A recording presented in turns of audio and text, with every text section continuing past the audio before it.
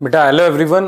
Start कर रहे हैं हम लोग आज का लेक्चर। तो आप एक बार फटाफट से चेक कर लीजिए कि आपको मेरी आवाज आ रही है और आपको मतलब मैं देख रहा हूं। एक बार चैट में ओके लिखिए तो लेक्चर को स्टार्ट करेंगे। जल्दी से बेटा फटाफट से एक बार चैट में ओके लिख दीजिए तो हम इसको स्टार्ट कर सकते हैं। थोड़ा सा डिले रखना पड़ा क्योंकि कुछ था इशू, मैं आपको अभी बताऊंगा वो उसके लिए।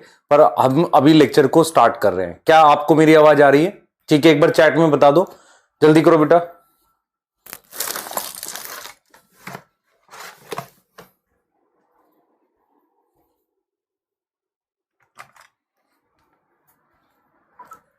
जल्दी करो फटाफट से।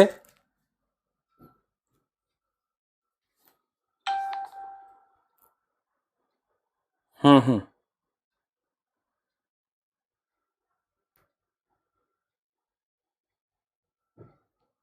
ठीक है बेटा, चैट में मैं देख पा रहा हूं। सही है। हाँ, तो अब हम लेक्चर को स्टार्ट कर सकते हैं। मैं आपकी चैट देख पा रहा हूं कि आपको मुझे मेरी आवाज सुन पा रहे हो आप लोग। ठीक है, तो अब हम यहां से लेक्चर को स्टार्ट करेंगे। ठीक है बेटा, अभी क्या करना है, अभी थोड़ा सा पेस बढ़ाएंगे। आज मतलब क्लास में पेस नहीं बढ़ाएंगे, कुछ एक्स्ट्रा भी जो हमें लेना होगा वो लेंगे और आपके सिलेबस में थोड़ा सा पेस बढ़ाएंगे। ठीक है, सही है। अब लास्ट लेक्चर में क्या पढ़ा था, कुछ याद है आप लोगों को? मैंने आपको प्रोकैरियोटिक सेल कंप्लीट कर दिया था और कुछ डिटेल मैंने आपको यूकैरियोटिक सेल की बताई थी। जो मैं आपसे क्वेश्चंस पूछूंगा आप उनके आंसर्स करेंगे और फिर हम आगे चल सकते हैं। मुझे चैट में ये लिख कर बताओ कि कौन सी ऐसी ऑर्गेनल है बैक्टीरिया के अंदर जो रेस्पिरेशन के लिए काम करती है ना? जल्दी से बता दो, जो रेस्पिरेशन के लिए रिलेटेड होती है। जल्दी बताओ बेटा। ठीक है, जल्दी से, फास्ट। आंसर आना स्टार्ट हो गया है चैट में। ऑर्गेनल का नाम जो रेस्पिरेशन के लिए काम करती है, मीजोजोम्स। बहुत बढ़िया, मीजोजोम्स। अच्छा, आपसे अगला सवाल यह है कि फोटोसिंथेसिस के लिए कौन सी एक्सटेंशंस होती हैं? कोई नाम बताओ। फोटोसिंथेसिस के लिए कौन सी एक्सटेंशन होती है? मीजोजोम आंसर आ रहा है हमारे पास। फोटोसिंथेसिस के लिए कौन सी एक्सटेंशन होती है और वो कौन से बैक्टीरिया में प्रेजेंट होता है? जल्दी जल्दी, फास्ट।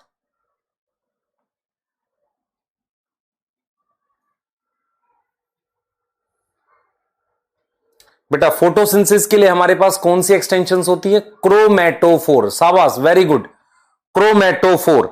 और क्रोमैटोफोर कौन से बैक्टीरिया में होता है? क्रोमैटोफोर होता है हमारे पास किस बैक्टीरिया में? साइनोबैक्टीरिया में। तो चलिए मैं एक बार फटाफट से आपको प्रोकैरियोटिक सेल रिवाइज करता हूं, देखें आपको कितना आता है।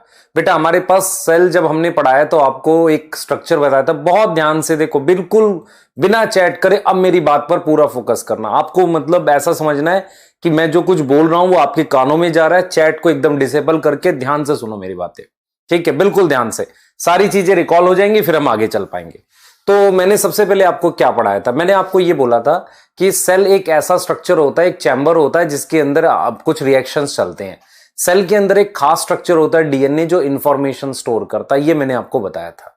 उसके बाद मैंने आपको यह बताया था कि दो तरह के सेल होते हैं। एक जो जिसमें अलग से चैम्बर बना रहता है जिसे न्यूक्लियस कहते हैं, वो यूकैरियोटिक सेल होता है। और एक जिसमें डीएनए साइटोप्लाज्म में होता है, वो प्रोकैरियोटिक सेल होता है। ये मैंने आपको पढ़ाया था। उसके बाद मैंने आपको कहा था कि डिटेल स्ट्रक्चर पढ़ते हैं बैक्टीरिया की। बैक्टीरिया या प्रोकैरियोटिक सेल की चार शेप होती हैं: कोकस, बेसिलस, विब्रियो, स्पिरिलियम। स्पिरिलियम वाले में हमारे पास फ्लैजिला होता है। कोकस और बेसिलस, विब्रियो और स्पिरिलियम, चार शेप बताई थी। उसके बाद मैंने आपको एक स्ट्रक्चर पढ़ाया था बैक्टीरिया सेल का, मतलब पहले ही पढ़ाया था। उसमें सबसे आउटर लेयर ग्लाइकोकेलिक्स की है। उसमें दो पार्ट हैं, स्लाइम लेयर और कैप्सूल। दो तरह की होती है। स्लाइम लेयर थोड़ा सा क्या होता है, स्टिकी, चिपचिपा सा होता है, और कैप्सूल थिक और टफ होता है। क्लियर है, याद आ गया? और ये किसके बने होते हैं? म्यूकोपॉलीसेकेराइड के। उसके बाद हमारे पास क्या आ जाती है बेटा? सेल वॉल आ जाती है। सेल वॉल किसकी बनी है? पेप्टाइडोग्लाइकेन की। कौन से बैक्टीरिया में सेल वॉल नहीं होती? माइकोप्लाज्मा में। ये चीज बता दी थी। सबसे छोटे साइज का बैक्टीरिया माइकोप्लाज्मा ही होता है और उसमें एक टाइप होती है पीपीएलओ, वो 0.1 माइक्रोमीटर की होती है। हां सर, ये भी ठीक है। उसके बाद आपने सर ये बताया था कि पेप्टाइडोग्लाइकन नैग और नैम का बना है और साथ में पेप्टाइड है हमारे पास। तो पेप्टाइड और ग्लाइकन, ठीक है। कौन सा चीज उसकी क्रॉस लिंकिंग रोकता है? पेनिसिलिन। और कौन सा एंजाइम उसे डाइजेस्ट कर देता है? लाइसोसोम। ये चीज आपने बता दी थी। उसके बाद हमने पढ़ा था सेल मेम्ब्रेन। सेल मेम्ब्रेन एक ऐसा स्ट्रक्चर है जो लिपिड का बना हुआ है, बाइलेयर है। बैक्टीरिया में और यूकैरियोट्स में इसका स्ट्रक्चर कॉमन होता है। ये हमने डिस्कस किया था, याद है आपको? हां सर, ये किया था। सेल मेम्ब्रेन जो होता है बेटा, उसकी जो इनफोल्डिंग या अच्छा, उसके बाद हमने कुछ सरफेस स्ट्रक्चर पढ़े थे, सरफेस पे होते हैं। उसमें सबसे पहला फ्लैजिला था। फ्लैजिला की तीन शेप होती है हमारे, सॉरी तीन पार्ट होते हैं, हुक, बेसल बॉडी और फिलामेंट। क्लियर है? जिन बैक्टीरिया में फ्लैजिला नहीं होता उन्हें नॉन मोटाइल कहते हैं, और जिनमें फ्लैजिला होता है उन्हें मोटाइल कहते हैं। नॉन मोटाइल में साइनोबैक्टीरिया, कोकस और माइकोप्लाज्मा एग्जाम्पल था। याद है आपको? हां सर। ये किस प्रोटीन का बना था? फ्लैजिलिन प्रोटीन का। उसके बाद एक बड़े स्ट्रक्चर होते हैं ट्यूब शेप के, उन्हें पिलाई कहते हैं। वो सारे बैक्टीरिया में नहीं होते, कुछ कुछ बैक्टीरिया में होते हैं। फिम्ब्रियाई लगभग सारे बैक्टीरिया में होते हैं। फिम्ब्रियाई जो होता है वो किस प्रोटीन का बना है? एक डिफरेंट प्रोटीन होती है, पर वो ब्रिशल शेप होते हैं और अटैचमेंट में मदद करते हैं। फिर मेरे पास इनफोल्डिंग ऑफ प्लाज्मा मेम्ब्रेन थी, जिसे मैंने क्या नाम दिया था? मीजोजोम। मीजोजोम का क्या शेप होती थी? वेसिकल, ट्यूब्यूल और सर लेमिली बताई थी आपने।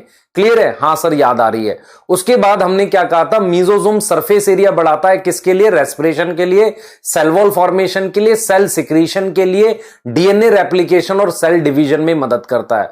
उसके बाद हमने एक और एक्सटेंशन पढ़ी थी जिनका नाम क्रोमेटोफोर था। क्रोमेटोफोर जो होता है वो सारे बैक्टीरिया में नहीं मिलता, वो साइनोबैक्टीरिया में मिलता है और उसमें पिगमेंट्स लगे रहते हैं, फोटोसिंथेसिस में मदद करता है। उसके अलावा फिर हमने आपको बताया था न्यूक्लियोइड। बैक्टीरिया का डीएनए न्यूक्लियोइड कहलाता है। वो एक सिंगल डीएनए होता है। सिंगल डीएनए का मतलब एक ही डीएनए होता है और वो डबल स्ट्रैंडेड होता है। उस पर सारी एसेंशियल जीन होती है, जरूरी जीन होती है, उसे जीनोमिक डीएनए भी कहते हैं। बैक्टीरिया का डीएनए सर्कुलर होता है, बिना किसी न्यूक्लियर मेम्ब्रेन के होता है, नेकेड डीएनए होता है। इसके अलावा हमारे पास एडिशनल डीएनए होता है जिसे हम क्या बोलते हैं? प्लाज्मिड बोलते हैं। प्लाज्मिड मेन डीएनए के अलावा है, इसलिए एक्स्ट्रा क्रोमोसोमल बोलेंगे। उसके अलावा प्लाज्मिड अपनी कॉपी खुद बना सकता है, सेल्फ रेप्लिकेटिंग बोलेंगे, डबल स्टैंडर्ड सर्कुलर होता है। प्लाज्मिड बैक्टीरिया को स्पेशल फीचर देता है जो नॉर्मल फीचर से अलग होगा। प्लाज्मिड का जो हमारे पास बेटा रोल है, उसमें सबसे पहले हमने बताया था आपको, एंटीबायोटिक के लिए रेजिस्टेंस देता है, उसे आर प्लाज्मिड कहते हैं।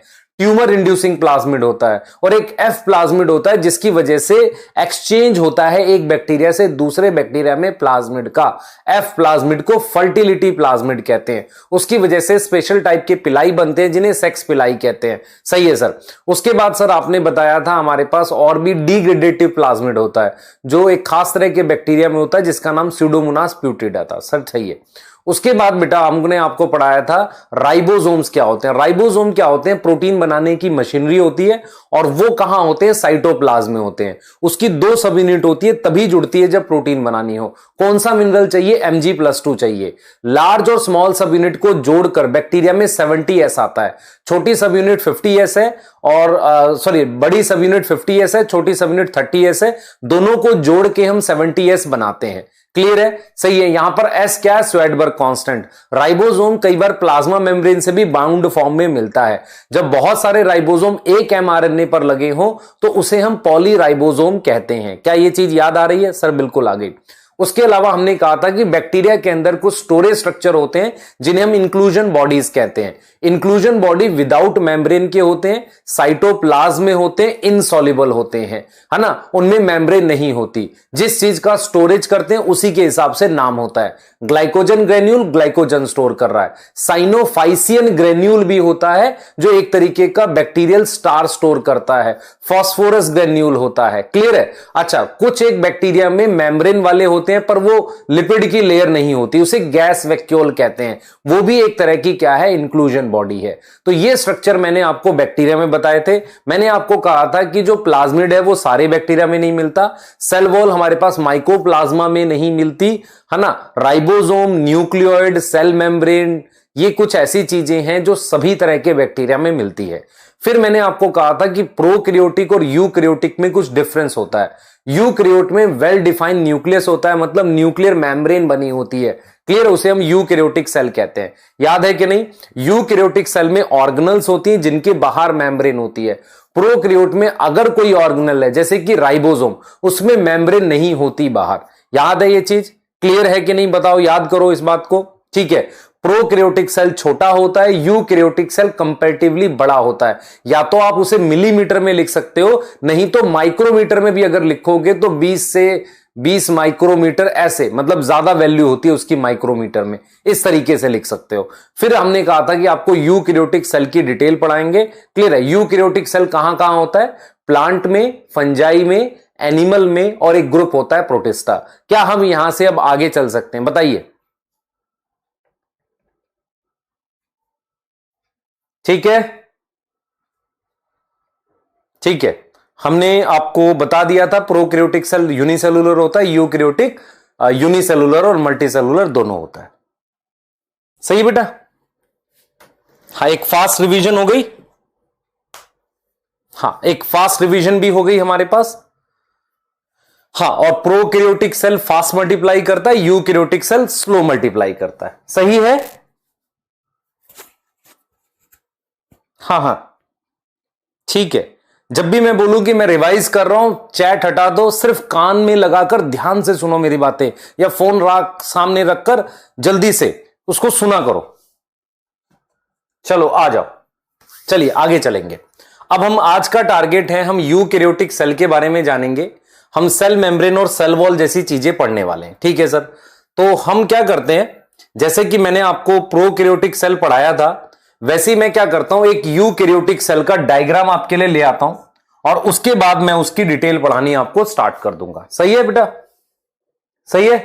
हाँ, जिस भी बच्चे का पहला दिन है, बेसिक लेक्चर देख लो। आप क्लास 11th के बच्चे हैं, आपको धीरे धीरे सीखना है। ठीक है?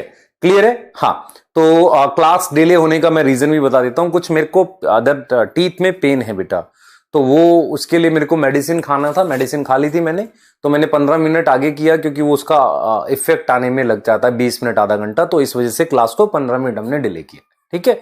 तो सर कैंसिल कर सकते थे? नहीं बेटा, कैंसिल नहीं कर सकते, क्योंकि आप 11th के हैं, आपको अब जरूरत है बहुत ज्यादा कि हम आपको पूरे एफर्ट से कराएं।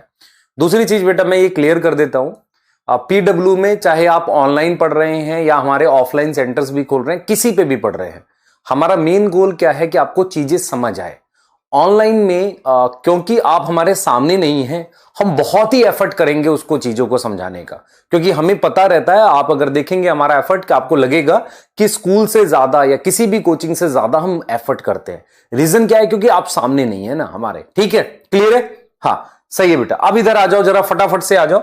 अब मैं क्या करूंगा, एक यूकैरियोटिक सेल पढ़ा रहा हूं। देखो, यूकैरियोटिक सेल में सबसे बाहर मेरे पास सेल वॉल है। क्या सारे सेल्स में सेल वॉल होती है? नहीं, हम देखेंगे किस में होती है। उसके बाद सेकंड नंबर पर यहां पर ये सेल मेम्ब्रेन है।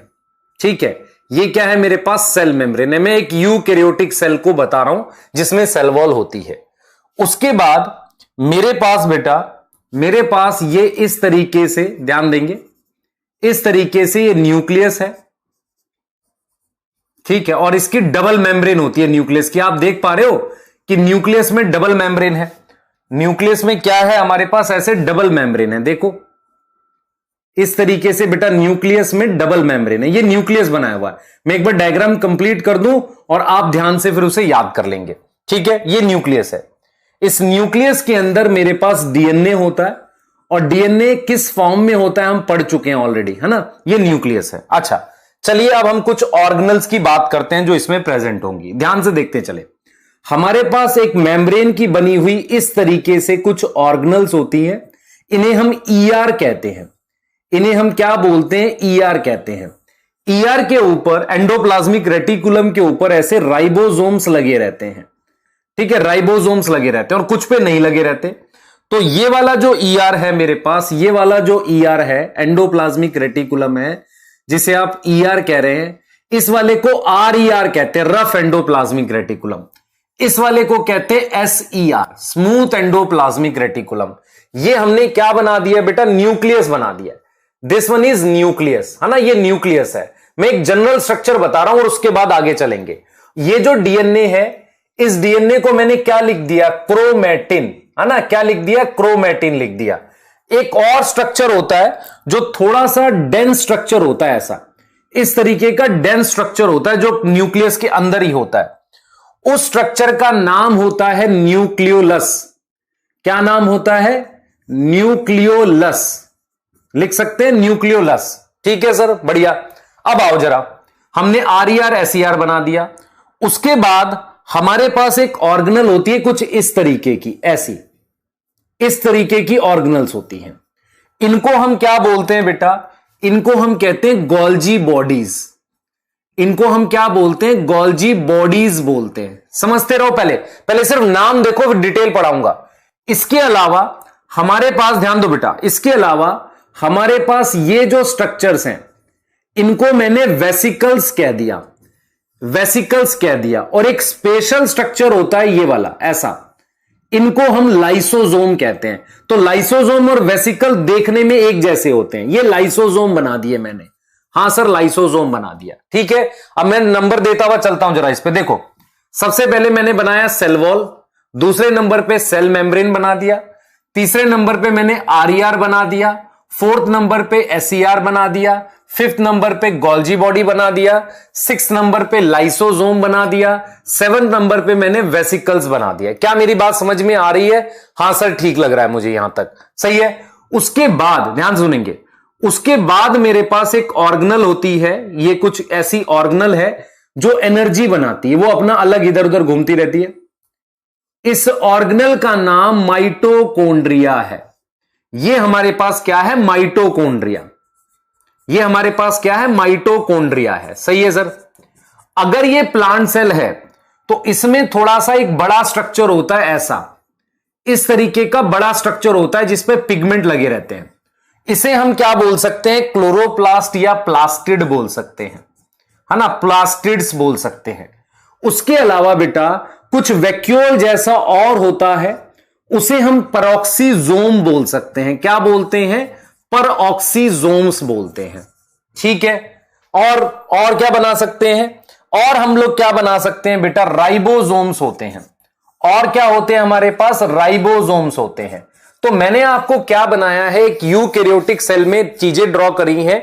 अब आप एग्जैक्ट शेप बना पा रहे हो, नहीं बना पा रहे हो, चल जाएगा, सिर्फ नाम याद करो क्योंकि एक एक को डिटेल पढ़ाना पड़ेगा। सबसे बाहर सेल वॉल है, फिर मेरे पास सेल मेम्ब्रेन है, फिर मेरे पास ER होता है, RER मतलब रफ एंडोप्लाज्मिक, स्मूथ एंडोप्लाज्मिक, फिर गोल्जी बॉडी है, फिर लाइसोसोम है, हमारे पास वेसिकल्स हैं, मैं परऑक्सीजोम्स लिख सकता हूं, मेरे पास माइटोकॉन्ड्रिया है, मेरे पास प्लास्टिड्स हैं, यहां पर राइबोसोम्स हैं। ठीक है, मेरे पास न्यूक्लियस है, ये रहा। ठीक है, मेरे पास क्या है बेटा? न्यूक्लियस लास्ट में पढ़ेंगे, उसी के अंदर हम क्या पढ़ेंगे? न्यूक्लियोलस पढ़ेंगे, और क्या पढ़ेंगे? क्रोमैटिन पढ़ेंगे। तो इस तरह की चीजें हम पढ़ेंगे। एक दो चीज और मुझे ड्रॉ करनी चाहिए, पर ठीक है, एक मोर और लेस हमने बना लिया। माइक्रोट्यूब्यूल्स जो है वो हम बनाएंगे, वो माइक्रोस्कोप में दिखेगा, उसमें इलेक्ट्रॉन माइक्रोस्कोप में, चलो हमने बना दिया, अभी हमने माइक्रोट्यूब्यूल बना दिया, पर आपको वो मैं डिटेल में पढ़ाऊंगा अलग से, तो उसको छोड़ दो। तो एक मोटा मोटा स्ट्रक्चर हमने एक सेल, ये भी तो मान लो प्लांट सेल हो सकता है, किसी सेल का बना लिया है। अब मैं आपको बताता चलूंगा, सुनो, पहले मेरी बात सुनो ध्यान से। मैंने ये डायग्राम बनाया, आपको कुछ ऑर्गेनल्स दिखाई, जैसे मान लो मैं सेल वॉल को ऑर्गेनल नहीं बोलूंगा, वो पार्ट है सेल का, वो क्या है? पार्ट है। लेकिन मैं RER को क्या बोलूंगा? ऑर्गेनल बोलूंगा। ऑर्गेनल्स, ऑर्गेनल्स मतलब एक ऐसा स्ट्रक्चर जो अपना एक सेपरेट काम करता है। ठीक है, क्लियर है? मैं क्या करूंगा? माइटोकॉन्ड्रिया को ऑर्गेनल्स बोलूंगा, प्लास्टिड को मैं ऑर्गेनल्स बोलूंगा। अब हम एक एक चीज की डिटेल पढ़ने वाले हैं। सबसे पहले मैं डिटेल किसकी पढ़ाऊंगा आपको? सेल मेम्ब्रेन की। क्लियर है कि नहीं? अब भाई प्लांट सेल और एनिमल सेल में इनमें से कौन से स्ट्रक्चर्स होते हैं, कौन से नहीं होते, वो हम आगे करेंगे। पहले पूरे सेल की डिटेल सारी जान लेंगे, एक एक चीज को पढ़ते हुए आगे बढ़ेंगे। सारी चीज ध्यान से पढ़नी है और रिलेट करनी है। चलें स्टार्ट करें, ड्रॉ कर लो बेटा। बच्चे, यूकैरियोटिक सेल में सेल वॉल नहीं होती, है गलत इंफॉर्मेशन है। सेल वॉल एनिमल सेल में नहीं होती। यूकैरियोटिक सेल प्लांट सेल में, प्लांट सेल एक यूकैरियोटिक सेल है, फंजाई सेल एक यूकैरियोटिक सेल है। तो आपको ये समझ में आना पड़ेगा कि भाई यूकैरियोटिक सेल जो है उसके अंदर प्लांट, एनिमल, कई तरह के सेल आते हैं। सब में सेल वॉल होती है, किसमें नहीं होती? एनिमल सेल में नहीं होती। तो मैं आपको बताऊंगा कहां सेल वॉल नहीं होती। तो सेल वॉल तो मतलब आपको लेकर चलना है। अभी हम पहले स्टार्ट करेंगे सेल मेम्ब्रेन से। पहले एक एक चीज बेटा मेरी बात सुनो, क्या मैंने इनकी डिटेल पढ़ाई है? नहीं सर। वैक्यूल बना दो, वैक्यूल भी बना देते हैं लोग, वैक्यूल भी बना देते हैं, ये वैक्यूल बना दिए। ठीक है, पर आपको एक बस एक रफ सा डायग्राम है, आप बना लो, आपको कोई इसमें नहीं, आपको क्या करना है, एक एक चीज की डिटेल पढ़नी है। सबसे पहले हम किसकी पढ़ेंगे डिटेल? सेल मेम्ब्रेन की। स्टार्ट कर सकते हैं हम लोग। मैंने ये स्ट्रक्चर्स बनाए, देखो बेटा, डायग्राम उतना इंपॉर्टेंट नहीं है क्योंकि डायग्राम हम 9th क्लास में पढ़ते थे। हमें यह जानना है कि कौन सा स्ट्रक्चर क्या काम करता है। ध्यान से सुनो, जैसे मैं आपको सेल मेम्ब्रेन पढ़ाऊंगा तो सेल मेम्ब्रेन के बारे में सारी डिटेल जाननी नहीं आज, ठीक है? सेल वॉल के बारे में सारी डिटेल जानने लिए बस स्टार्ट करते हैं। जल्दी करो बेटा। एक बच्चा कौन है जिसने क्या पूछा है? What is cell? हाँ बेटा, सैटरडे में क्लास नहीं ले पाया था, वही मैं आपको बता रहा था कि अभी जैसे नीट का एग्जाम होने वाला है तो मेरी रिस्पॉन्सिबिलिटी कुछ जो ड्रॉपर वाले बैच है उनको लेकर भी है। अभी उनके एग्जाम में सिर्फ 10 दिन रह गए हैं, तो इसीलिए बेटा थोड़ा सा इसलिए हुआ था। चलिए, अब आपके पास, आप ध्यान से देखो, पार्ट और ऑर्गेनल, कोई भी हम पार्ट की बात कर सकते हैं या ऑर्गेनल ऑफ यूकैरियोटिक सेल में क्या क्या है। हमारे पास सेल मेम्ब्रेन है, सेल वॉल है, ठीक है, endoplasmic reticulum, Golgi body, lysosome, इनको साथ पढ़ाऊंगा। इसी के साथ मैं आपको वैक्यूल्स पढ़ा दूंगा, ठीक है। माइटोकॉन्ड्रिया और प्लास्टिड्स को रिलेट करके पढ़ाएंगे आपस में, सही है। उसके बाद राइबोसोम अलग से दिखाऊंगा आपको, साइटोस्केलेटल, न्यूक्लियस, और एक स्ट्रक्चर पढ़ सकते हैं हम लोग माइक्रोबॉडीज। माइक्रोबॉडीज करके एक स्ट्रक्चर होता है, उसको पढ़ाएंगे। तो आपको समझ में आना चाहिए, ये सारी चीजें हम पढ़ने वाले हैं, है ना। तो सबसे पहले मैं आपको सेल मेम्ब्रेन और सेल वॉल की कहानी सुनाने वाला हूं। ध्यान से सुनेंगे, सेल मेम्ब्रेन के बारे में पढ़ेंगे, ठीक है बेटा। आई एम न्यू स्टूडेंट, बहुत बढ़िया। न्यू है तो क्या करें, तुम्हारी तारीफ करें? नहीं बेटा, मेरी बात सुन ध्यान से। जो भी बच्चे नए हैं, रिसेंटली ज्वाइन किए अर्जुना बैच को, सबसे जरूरी क्या होता है कि आप क्लास में खुद को एडजस्ट करो। पहले कैसे एडजस्ट करते हैं, पुराने लेक्चर्स देखो, जल्दी जल्दी खत्म करो, उन्हें समझो और उस क्लास के पेस के साथ आओ। वेट मत करो बहुत ज्यादा कि नहीं हम धीरे धीरे, नहीं, साथ आ जाओ। उसके बाद फिर आप अच्छे से कर पाओगे। आपको मैं सारी चीजें समझा दूंगा, बस बायो में आपको इंटरेस्ट बनाना जरूरी है। तो अभी मैं आपको सेल मेम्ब्रेन के बारे में पढ़ाने जा रहा हूं, ठीक है। स्टार्ट कर सकते हैं। क्या है, हम सेल मेम्ब्रेन से स्टार्ट कर सकते हैं। सबसे पहला टॉपिक है, हम लोग आपको सेल मेम्ब्रेन के बारे में पढ़ा रहे हैं, ठीक है। सेल मेम्ब्रेन के बारे में पढ़ा रहे हैं। तो हमारे पास सबसे पहला पॉइंट जो है वो ये है कि अगर हम बात करते हैं यूकैरियोटिक सेल की, यूकैरियोटिक सेल की अगर हम बात करते हैं, ठीक है, तो उसमें मेरे पास कितने तरह के सेल्स हैं उनको देख लो पहले। कितने तरह के सेल्स हैं यूकैरियोटिक सेल में? मेरे पास कौन कौन से सेल्स आते हैं? सबसे पहले प्लांट सेल आता है, ठीक है। एक आता है मेरे पास फंजाई का सेल, एक आते हैं प्रोटिस्टा, और एक मेरे पास आ जाता है प्रोटिस्टा यूनिसेलुलर होता है, इसको यूनिसेलुलर कहते हैं, सिंगल। और एक आ जाते हैं एनिमल सेल, एनिमल सेल। ये 4 तरह के सेल आ जाते हैं यूकैरियोटिक पे। अब आप अगर मेरी बात समझ पाओ तो आपके लिए अच्छा रहेगा। ध्यान से देखें बेटा, मैंने क्या किया, ये बना दिया। ध्यान से देखना बेटा, मैं क्या कर रहा हूं, मैंने क्या किया, एक स्ट्रक्चर ये बनाया है, ठीक है, एक स्ट्रक्चर ये बनाया है, ठीक है। उसके बाद मैंने क्या किया, ये देखो, ध्यान से देखना बेटा, ध्यान से देखना। फिर मैंने आपको प्रोटिस्टा के बारे में हम अलग से पढ़ेंगे। एक स्ट्रक्चर ये बनाया है, ये न्यूक्लियस है तीनों में। मैं आपको ये कह रहा हूं कि ये वाला सेल प्लांट सेल है, ये वाला सेल क्या है, प्लांट सेल। ये वाला सेल फंजाई सेल है। क्या इन दोनों में सेल वॉल दिख रही है आपको? ये सेल वॉल है, तो सेल वॉल इसमें भी है और सेल वॉल इसमें भी है, पर फर्क क्या है, इसकी सेल वॉल बनी है काइटिन की और इसकी सेल वॉल किसकी बनी है, सेलुलोज की। किसकी सेल वॉल सेलुलोज की है, इसकी, प्लांट की। अब ये मेरे पास एनिमल सेल है, प्रोटिस्टा के बारे में बाद में बताऊंगा। एनिमल सेल है, इसमें क्या है, सेल वॉल नहीं है। अब इसके बाद ये अंदर वाली लेयर कौन सी है, सेल मेम्ब्रेन। तो आप मुझे बताओ, क्या सेल मेम्ब्रेन सभी यूकैरियोटिक सेल में नहीं है? ये सेल मेम्ब्रेन है। ये वाली चीज भी क्या है? सेल मेम्ब्रेन है। ये सेल मेम्ब्रेन है, आप समझो ध्यान से। तो और ये भी क्या है? मेरे पास सेल मेम्ब्रेन है। तो अगर मैं आपसे कहूं, ध्यान से सुनेंगे, मैं अगर आपसे कहूं क्या सभी यूकैरियोटिक सेल में सेल मेम्ब्रेन होती है? बिल्कुल यस, ठीक है। सेल वॉल तो किसी में होगी, किसी में नहीं होगी, पर क्या सेल मेम्ब्रेन सभी यूकैरियोटिक सेल में होती है? बिल्कुल यस, हां बिल्कुल होती है। तो सबसे पहला पॉइंट आपको यह लिखना है कि cell membrane is present in all type of eukaryotic cell. Eukaryotic cell, सभी तरह के यूकैरियोटिक सेल में सेल मेम्ब्रेन होती है। दूसरा पॉइंट बैक्टीरिया में भी थी। तो सेल मेम्ब्रेन एक ऐसा स्ट्रक्चर है जो सिमिलर है। सेल मेम्ब्रेन जो है बेटा, it is similar in structure in both bacteria, in both prokaryotic cell and eukaryotic cell.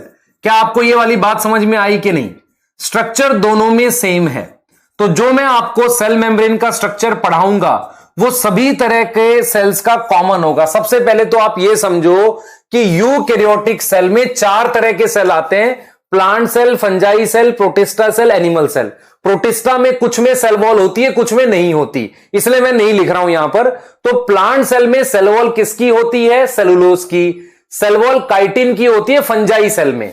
Animal cell में सेल वॉल नहीं होती, उसमें सीधे बाहर वाली मेम्ब्रेन सेल मेम्ब्रेन होती है। तो सेल मेम्ब्रेन तो सब में प्रेजेंट है। दूसरा क्या है कि सेल मेम्ब्रेन का जो स्ट्रक्चर है बैक्टीरिया का और यूकैरियोटिक सेल का मिलता जुलता है। अब हम उस स्ट्रक्चर की डिटेल पढ़ने वाले हैं, पर सेल मेम्ब्रेन के बारे में क्लियरली याद रखो बेटा कि सेल मेम्ब्रेन जो है वो सभी तरह के लिविंग सेल में होनी चाहिए। कोई भी अगर मान लो आज आपसे कोई सवाल पूछे क्या कोई ऐसा सेल है जिसमें सेल मेम्ब्रेन नहीं होती? प्लांट में कोई डेड सेल पता है आपको? स्क्लेरेनकाइमा, उनमें सेल मेम्ब्रेन नहीं होती क्योंकि डेड हो गए होते हैं। तो डेड सेल्स में सेल मेम्ब्रेन नहीं हो सकती, पर हर लिविंग सेल में सेल मेम्ब्रेन होनी चाहिए। क्या यह चीज समझ में आ रही है? क्या यह क्लियर है बेटा?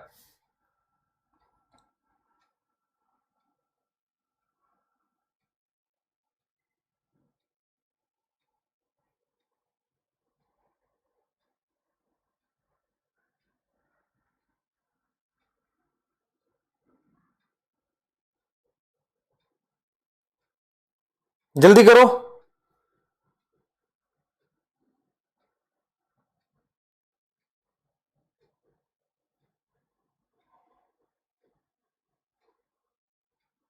जल्दी बेटा, स्टार्ट करें आगे।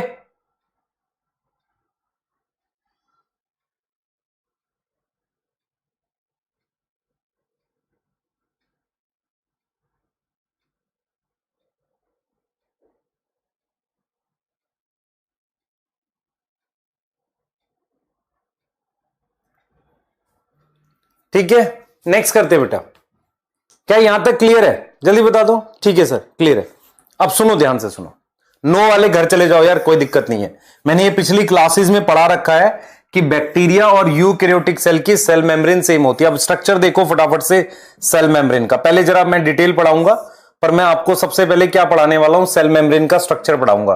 ध्यान से सुनना जो मैं आपको बताने वाला हूं, ध्यान से देखते चलो। देखो, ध्यान से देखो बेटा, मैं सबसे पहले आपको स्ट्रक्चर ऑफ सेल मेम्ब्रेन पढ़ाने वाला हूं।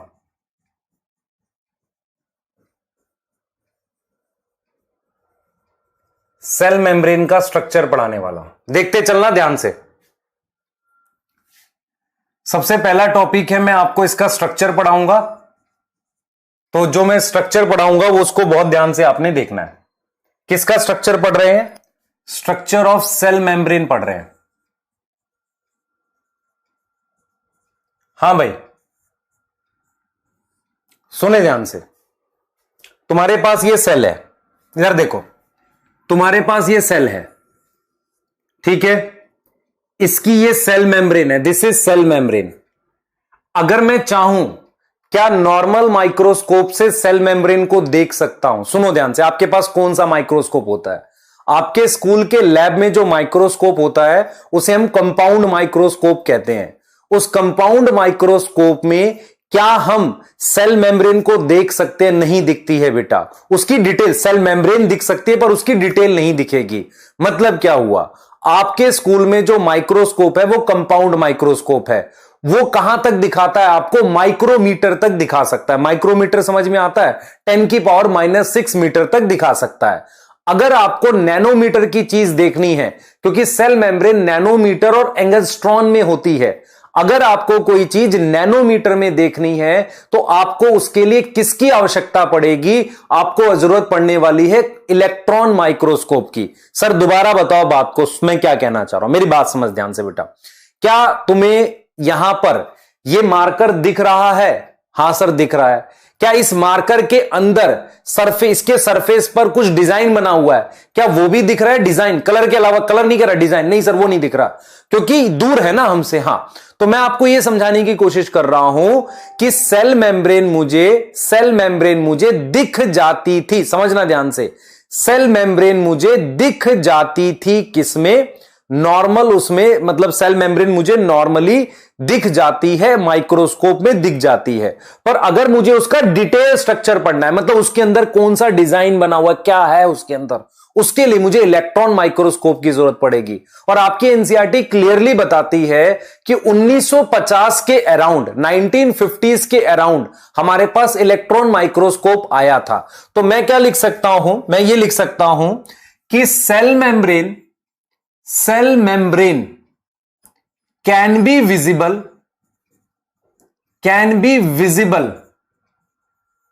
इन किसमें विजिबल हो सकता है? इन कंपाउंड माइक्रोस्कोप में दिख सकता है, कोई दिक्कत नहीं है। बट डिटेल स्ट्रक्चर, अगर मुझे डिटेल स्ट्रक्चर देखना है, डिटेल स्ट्रक्चर विजिबल कब विजिबल होगा? Visible only in electron microscope, क्योंकि इलेक्ट्रॉन माइक्रोस्कोप बहुत छोटी चीजों की डिटेल दिखा देता है। और इलेक्ट्रॉन माइक्रोस्कोप कब आया बेटा? 1950s में। तो इलेक्ट्रॉन माइक्रोस्कोप की डिस्कवरी खुद से बहुत लेट हुई है। तो इलेक्ट्रॉन माइक्रोस्कोप हमारे पास 1950s में आया, 1950 के अराउंड आया है। तो क्या आपको यह पॉइंट समझ में आया कि भाई हम सेल मेम्ब्रेन देख पा रहे थे, डिटेल नहीं देख पा रहे थे? फिर क्या हुआ, ध्यान सुनेंगे, फिर क्या हुआ? हमारे पास एक साइंटिस्ट है, उनका नाम नहीं करना। तो हमने क्या किया बेटा, हमने सेल मेम्ब्रेन की स्टडी करने के लिए, ध्यान सुनेंगे, टू स्टडी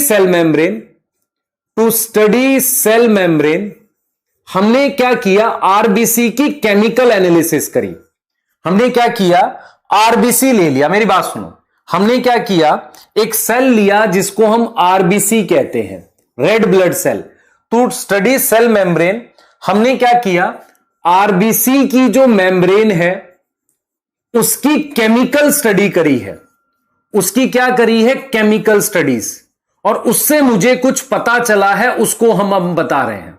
केमिकल स्टडीज करिए। मैं आपको कुछ यहां पे क्लियर करता हूं। मैं आपको टॉपिक पढ़ा रहा हूं सेल मेम्ब्रेन, सबसे पहली बात। दूसरी बात, मैं आपको यह समझाने की कोशिश कर रहा हूं कि सेल मेम्ब्रेन ठीक है, एक मेम्ब्रेन है, पर अगर आपको उसकी डिटेल देखनी है तो आपको क्या करना पड़ेगा? एक अच्छा माइक्रोस्कोप चाहिए जो नैनोमीटर में देख सके। वो 1950 के बाद ही पॉसिबल हो पाया, ठीक है। उससे पहले हमने क्या किया? आरबीसी को लिया और उसकी मेम्ब्रेन को अलग करके, जैसे ये आरबीसी लिया, इसकी मेम्ब्रेन हमने अलग करी, इसको तोड़ लिया, इसकी मेम्ब्रेन हमने ऐसे खोल ली, और इस मेम्ब्रेन के अंदर, ये आरबीसी है ना बेटा, इस आरबीसी की ये मेम्ब्रेन है, इस मेम्ब्रेन की हमने केमिकल स्टडी करी। इस मेम्ब्रेन की हमने क्या करी? केमिकल स्टडी करी। तो मेम्ब्रेन की हमने यहां पर केमिकल स्टडी करी है, हमने केमिकल स्टडी करी, तो हमें यह पता चला, ध्यान सुनेंगे, हमें यह पता चला कि आरबीसी की जो मेम्ब्रेन है उसमें दो चीजें हैं। मेम्ब्रेन में मेनली दो चीजें हैं। मेनली क्या है? दो कंपोनेंट है, एक है प्रोटीन और दूसरा है लिपिड। सर दोबारा बता दो। बिल्कुल बताऊंगा दोबारा, ध्यान से सुन बेटा, मेरी बात समझ ध्यान से। सबसे पहला सवाल मेरे मन में आएगा, मैंने आरबीसी क्यों लेना है? हम आरबीसी इसलिए लेते हैं क्योंकि आरबीसी में न्यूक्लियस नहीं होता, आरबीसी में माइटोकॉन्ड्रिया नहीं होती, आरबीसी में एंडोप्लाज्मिक रेटिकुलम, गोल्जी बॉडी नहीं होता। इससे क्या फायदा होगा सर? इससे फायदा यह होगा कि कोई दूसरी मेम्ब्रेन वहां नहीं आएगी, दूसरी मेम्ब्रेन वहां नहीं आएगी। एक सेकंड देना बेटा।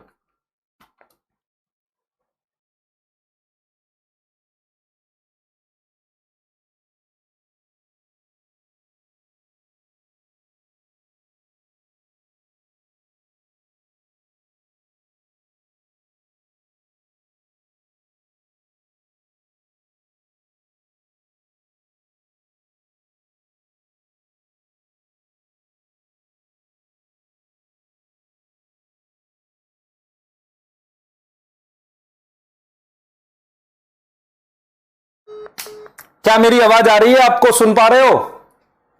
हाँ, मैं कहां गया था अभी? असल में क्या हुआ बेटा, 2 दिन से मतलब हमारे Manish Dubey sir, MD sir जो हैं, वो 2 दिन से अभी कोटा में थे, तो मेरी उनसे बात ही नहीं हो पा रही थी। हम लोग कुछ डिस्कशन भी करते रहते हैं, बच्चों के लिए क्या करना है, ड्रॉपर के लिए क्या करना है। तो अभी उनका अचानक से कॉल आ गया। आज दिन में मैंने ट्राई किया, उनसे बात नहीं हुई। अभी फिर उन्होंने किया तो फिर मेरे से बात नहीं हो पाई। अभी किया तो मैंने 1 मिनट पॉज करके मैं कहा एक बार उनको बोल दूं कि सर मैं अभी बात करता हूं, अभी बच्चों को पढ़ा रहा हूं। ठीक है? हाँ हाँ, एक्चुअल में ये हुआ था, तो ठीक है, चलो कोई नहीं।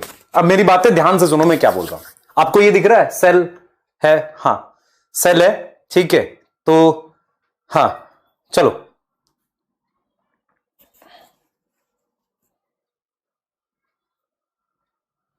हाँ, इधर ध्यान दो, इधर आ जाओ। चलो इधर ध्यान दो, चलो जल्दी आ जाओ। देखो, हाँ, सेल मेम्ब्रेन हमारे पास क्या है बेटा? हाँ, ध्यान से देखना, ध्यान से देखें। सेल मेम्ब्रेन है हमारे पास। देखो मेरी बात सुनो, ये सेल है, माइक्रोस्कोप में मेम्ब्रेन दिख रही है, पर ये किस चीज की बनी है मेरे को पता नहीं चल रहा है। तो मैंने देखा भाई इलेक्ट्रॉन माइक्रोस्कोप इधर डिस्कवर होगा, ठीक है, ये बात समझ में आ गई।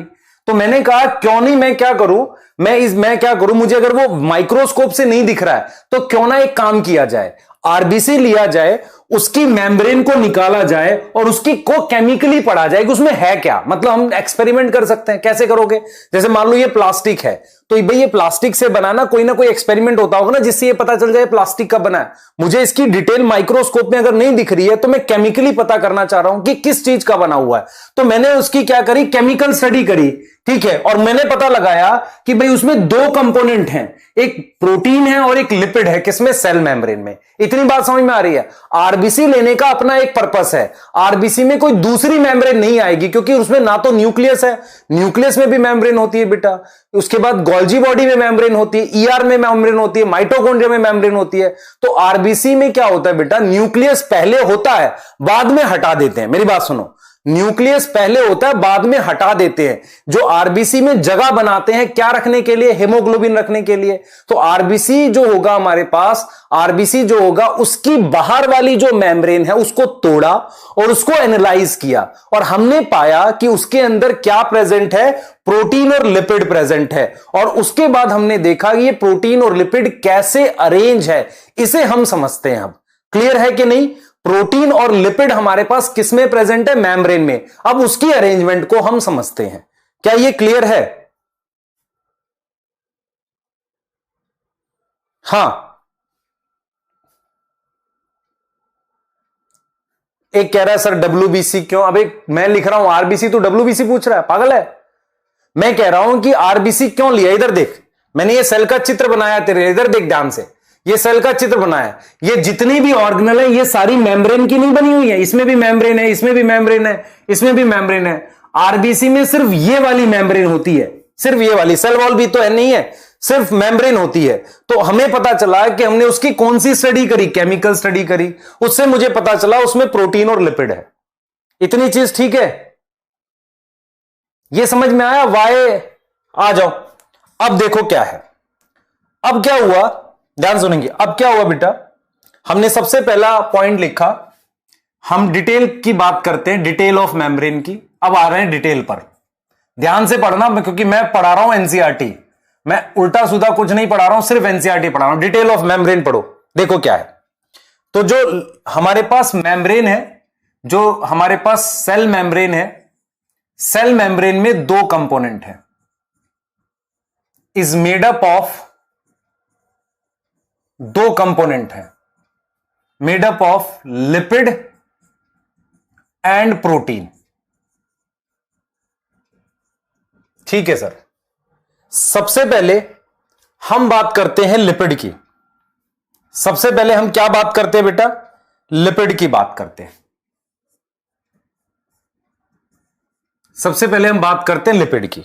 सुन लो ध्यान से क्या है। हम बात कर रहे हैं लिपिड की। आपको अगर याद हो मैंने क्या पढ़ाया था, याद है किसी को? लिपिड क्या होता है? फैट बोलते हैं, ऑयल बोलते हैं, कुछ भी। सुन लो ध्यान से क्या है।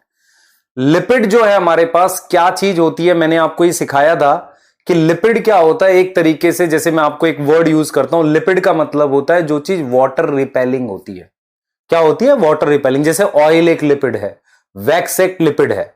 तो मेम्ब्रेन में कौन सा लिपिड प्रेजेंट होता है? सबसे पहले ये देखो। तो मेम्ब्रेन में जो मेन लिपिड प्रेजेंट होता है, मेन लिपिड इन मेम्ब्रेन, आपको याद है मैंने पढ़ा चुका हूं ये, present in membrane is phospholipid. कौन सा लिपिड प्रेजेंट है? फॉस्फोलिपिड प्रेजेंट है। फॉस्फोलिपिड है बेटा, ठीक है, फॉस्फोलिपिड है। वो फॉस्फोलिपिड कुछ इस तरीके का दिखता है। वो फॉस्फोलिपिड कुछ इस तरीके का दिखता है, ऐसा दिखता है। ये फॉस्फोलिपिड है। तो लिपिड कौन सा प्रेजेंट है? ऐसा लिपिड प्रेजेंट है जिसपे फॉस्फेट प्रेजेंट होगा, फॉस्फोलिपिड कहते हैं। तो जो फॉस्फोलिपिड होता है बेटा, ध्यान से सुनेंगे, फॉस्फोलिपिड में दो कंपोनेंट है। एक ये कंपोनेंट है और एक कंपोनेंट ये है। एक ये है और एक ये है। ध्यान से देखो मैं जो चीज करने वाला हूं यहां पर, मैंने आपको क्या बताया बेटा? ध्यान सुनेंगे, रिपेल वगैरह सब बता रहा हूं, सुन तो पहले सुनते चलो। ये मैंने किसका स्ट्रक्चर बनाया? ये एक फॉस्फोलिपिड है, मतलब एक ऐसा लिपिड है जिसमें फॉस्फेट है। हां सर, फॉस्फोलिपिड। इतनी बात समझ में आ गई। इसमें जो ये वाला पार्ट है इसे हम कहते हैं पोलर हेड। पोलर का मतलब होता है वाटर में लविंग, एक तरीके से वाटर लविंग कहते हैं इसे। पोलर का मतलब पानी के साथ अट्रैक्ट होता है। वाटर के साथ ये चीज क्या होती है? अट्रैक्ट होती है। तो जो चीज पानी के साथ अट्रैक्ट होती है उसके लिए क्या शब्द होता है? हाइड्रोफिलिक। क्या होता है? हाइड्रोफिलिक होता है। तो यहां पर इसे कहते हैं पोलर हेड। तो समझ में आ रहा है? फॉस्फोलिपिड में दो पार्ट है। पहला पोलर हेड, कोई डाउट है इस बात में? पोलर हेड का मतलब, पोलर मतलब वो चीज जो पानी में घुलती है, तो यह पानी के साथ अट्रैक्ट होती है। तो सबसे पहला पार्ट ये है, इसे पोलर हेड कह रहे हैं। दूसरा मेरे पास ये दो टेल हैं, ये यहां से लेकर यहां तक, ये क्या है? दो टेल हैं। इन्हें हम कहते हैं हाइड्रोफोबिक टेल। हाइड्रो का मतलब पानी, फोबिक का मतलब रिपेलिंग। तो हाइड्रोफोबिक टेल हैं मेरे पास। कितनी? दो। तो दो हाइड्रोफोबिक टेल हैं जो वाटर को रिपेल, वाटर को दूर करना चाहती, पानी के कांटेक्ट में आना नहीं चाहती। मतलब क्या हुआ? मैंने क्या बोला आपको कि फॉस्फोलिपिड जो है, फॉस्फोलिपिड में दो पार्ट हैं। एक उसका हेड है, एक उसका ये हेड है जो पोलर है, जो पानी से अट्रैक्ट होता है। ये दो टेल हैं। ये टेल क्या है? हाइड्रोफोबिक टेल है। अब देखो मैं आपसे कहता हूं कि ये मार्कर है। सबसे पहले मैं इनका नेचर बता सकता हूं या ये क्या काम करेगा, दूसरा ये किस चीज का बना हुआ है। तो मैंने आपको लिखा ये पोलर हेड हो गया, और ये जो टेल है ये किसकी बनी हुई है बेटा? ये सैचुरेटेड हाइड्रोकार्बन की बनी हुई है। सैचुरेटेड या अनसैचुरेटेड हाइड्रोकार्बन। एनसीईआरटी सिर्फ सैचुरेटेड लिखती है पर दोनों हो सकता है। हाइड्रोकार्बन की बनी हुई है। अब यहां पर हाइड्रोकार्बन की चेन होती है। अब यहां पर कुछ बच्चों को दिक्कत होगी, सुनो। कार्बन समझ में आ रहा है? हां सर, कार्बन। कार्बन कार्बन की चेन होती है। हां सर, चेन होती है। कार्बन की लंबी चेन को क्या बोलेंगे? ऐसे लंबी चेन है, इसे हाइड्रोकार्बन बोलेंगे। अगर इसमें सिंगल बॉन्ड है तो इसे बोलते हैं सैचुरेटेड। हां सर, यह चीज हमने कभी पढ़ी थी। लेकिन इसमें कहीं डबल या ट्रिपल बॉन्ड आ जाए तो उसे क्या बोलते हैं? अनसैचुरेटेड बोलते हैं। तो आपको मैंने यह समझाया यहां पर कि जो कार्बन की चेन होती है ना, कार्बन की चेन, वो पानी को रिपेल करती है।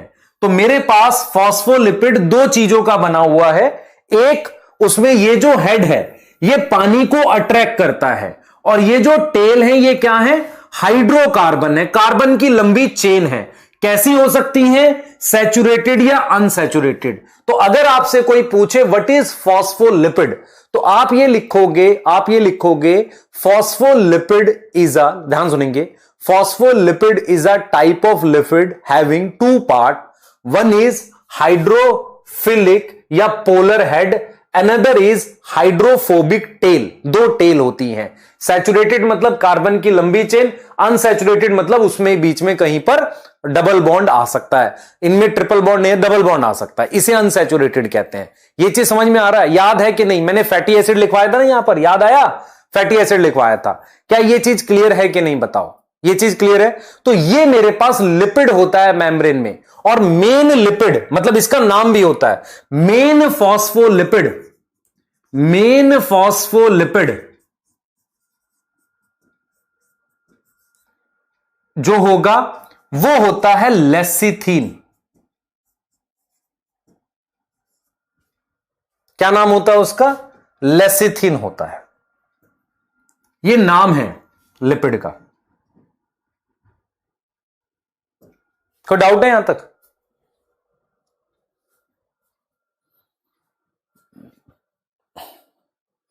यहां तक कोई डाउट है? पहले बताओ। लेसिथीन नाम है लिपिड का, ठीक है? क्या नाम है? लिपिड का नाम है लेसिथीन, लिपिड का नाम है, ठीक है? Main phospholipid. फॉस्फोलिपिड में ये वाला वाटर को अट्रैक्ट करेगा, ये रिपेल करेगा, ठीक है? क्लियर है? कह रहा है सर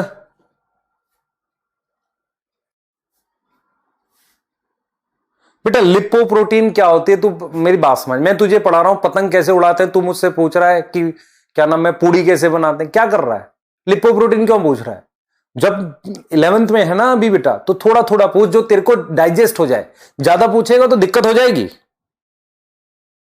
बेटा। जो नए बच्चे हैं मुझे बताओ जरा, आप क्लास में डायरेक्ट बीच में बैठोगे थोड़ा कम समझ में आएगा ना, पुराने लेक्चर कवर करो फिर आएगा, ठीक है? नए स्टूडेंट के लिए बीच में आओगे तो कहीं भी मतलब ऑफलाइन में भी होगा, तुरंत तो नहीं आता है, थोड़ा समय लगता है।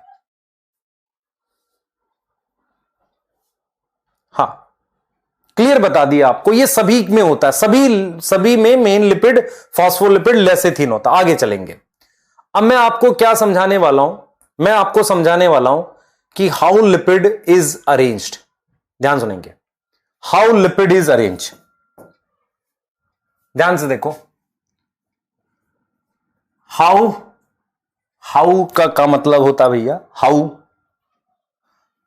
फॉस्फोलिपिड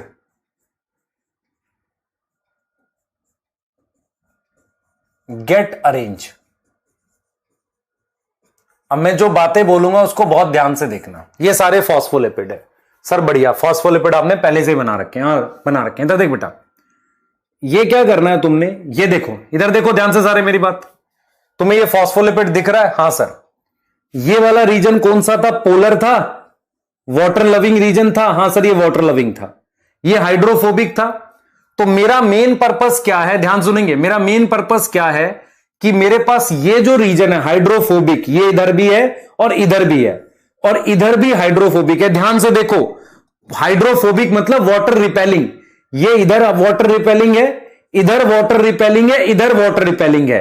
तो क्यों ना इस वाटर रिपेलिंग को हम छुपाएं। तो मैं क्या करता हूं, ध्यान दो बेटा, मैं क्या करता हूं, इधर एक लिपिड और लगा देता हूं। ध्यान से देखो, एक लिपिड मैंने इधर लगा दिया। हां सर, दूसरा लिपिड मैंने इधर लगा दिया। इससे क्या फायदा हुआ? हाइड्रोफोबिक एंड छुप गया, यहां और यहां वाला हाइड्रोफोबिक एंड छुप गया। हां सर छुप गया, पर इसका हाइड्रोफोबिक यहां आ गया, इसका हाइड्रोफोबिक यहां आ गया। एक काम और करो, और लगा दो, और लगा दो यहां पे, चलो लगा देते हैं। तो मैंने यहां पर और लिपिड लगा दिया, ऐसे मैंने यहां पर क्या लगा दिया? और लिपिड लगा दिया। इससे क्या हो रहा है अगर आप ध्यान से देखो, इससे क्या हो रहा है, जितना भी हाइड्रोफोबिक पार्ट ये साइड वाला था सारा छुपता चला जा रहा है। पानी, मान लो सब जगह पानी होता है ना, यहां आसपास पानी है, तो लिपिड को कैसे अरेंज कर रहा हूं ये देखो। लिपिड को ऐसे अरेंज कर रहा हूं कि मैंने ये कर दिया। अब देखो, ये वाला सारा पार्ट हाइड्रोफोबिक है, पानी को एक्सपोज है, तो इसके लिए क्या करो, इसके लिए ये करो, इसको यहां लगा दो। देखो बेटा, इसको इसके सामने लगा दो, ऐसे इसको ऐसे सामने लगा दो, ऐसे। तो जब मैं इसको सामने ऐसे लगा रहा हूं, आप खुद देखो, तो सामने लगाने से क्या हो रहा है, ऐसे मैं सामने लगा दूं तो इससे सामने लगाने से क्या हो रहा है, आप खुद देखो बेटा।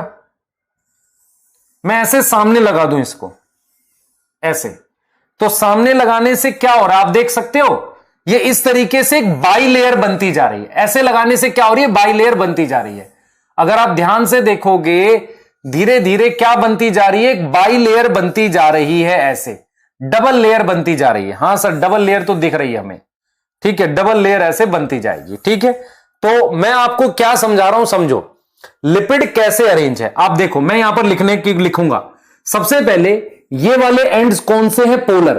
तो पोलर इधर पानी है, इधर पानी है, पानी को एक्सपोज है, और ये जो हाइड्रोफोबिक टेल है ये एक दूसरे के कांटेक्ट में है। तो फॉस्फोलिपिड कैसे अरेंज है, सबसे पहले फॉस्फोलिपिड बाई लेयर की फॉर्म में अरेंज है। Phospholipid arrange in form of by layer, arrange in form of by, by का मतलब डबल लेयर, बाई लेयर की फॉर्म में है। किस तरीके से, इन सच दैट, किस तरीके से, सच दैट कि जो पोलर हेड है, ये पोलर हेड, ये पोलर हेड, ये पोलर हेड, ये किसकी तरफ हो, पानी की तरफ हो। आपको समझ में आ रहा है, ये पोलर हेड किधर है बेटा, such that polar head is outside, किसके कांटेक्ट में, इन कांटेक्ट विद वाटर, किसके कांटेक्ट में आएगा, एक्वस एनवायरमेंट के, पानी के। मान लो इस बोर्ड पे चारों तरफ पानी है, तो एक्वस एनवायरमेंट के कांटेक्ट में आएगा। क्या मेरी बात समझ में आ रही है आपको कि नहीं, बताओ। एक्वस, तो मैंने आपको क्या सिखाया कि पोलर हेड जो है, ये पोलर हेड ये बाहर की तरफ है, इसका भी पोलर हेड बाहर की तरफ है, और जो हाइड्रोफोबिक टेल है, हाइड्रोफोबिक टेल वो क्या होगा, वो इनर साइड आ गई, वो किधर आ गई, अंदर की तरफ आ गई, away from water, away from water, पानी से दूर आ गई। मैं आपको कह रहा हूं कि मान लो चारों तरफ पानी है, तो ये वाली साइड, ये जो पोलर हेड है ये पानी के कांटेक्ट में, ये पोलर हेड पानी के कांटेक्ट में, ये पानी के कांटेक्ट में, और जो टेल है वो आपस में एक दूसरे के कांटेक्ट में है टेल, तो वो पानी से दूर हो गई ना। तो यही चीज हम आपको समझा रहे हैं कि फॉस्फोलिपिड कैसे अरेंज है, बाई लेयर की फॉर्म में। किस तरीके से कि पोलर हेड बाहर की तरफ और पानी के कांटेक्ट में आया है, हाइड्रोफोबिक टेल अंदर की साइड है, अवे फ्रॉम वाटर, और क्या है बेटा, एक दूसरे के कांटेक्ट में आएगा। सही है, तो इससे क्या होगा, due to which inside of membrane, inside of membrane, अंदर की जगह, ये अंदर की ये वाली जगह हाइड्रोफोबिक हो जाएगी, इनसाइड ऑफ मेम्ब्रेन क्या हो जाएगा, हाइड्रोफोबिक, इज हाइड्रोफोबिक। क्या आपको यह बात समझ में आई कि नहीं, पहले समझ लो ध्यान से, क्लियर है।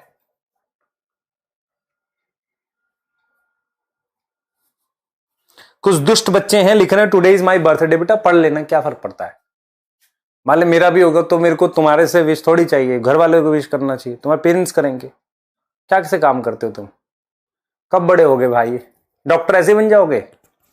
मान ले तू हॉस्पिटल में बैठा हुआ है, डॉक्टर बन गया, अच्छा एक पेशेंट आएगा, उसको बताएगा today is my birthday, wish करो मुझे, है ऐसे होगा। यहां तक ठीक है,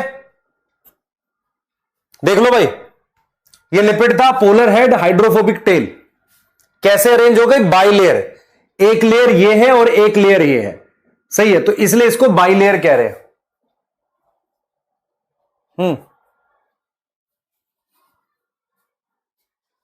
हाँ हाँ समझ में आ रहा है।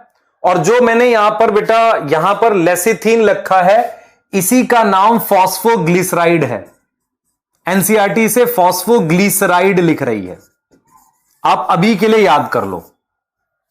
ये क्लियर है, बताओ पहले, ये वाला क्लियर हो गया, जल्दी बताओ। ये कह रहा राइबोसोम समझा दो, बेटा राइबोसोम दोबारा देख लेना। Should we write this, yes definitely, लिखो जल्दी से, बनाओ। ये वाला आपने लिखा नहीं, ये भी लिखना है पूरा, और ये भी लिखना है, जल्दी करो, नोट्स बनाने हैं प्रॉपर तरीके से, जल्दी करो भाई, जल्दी कर भाई।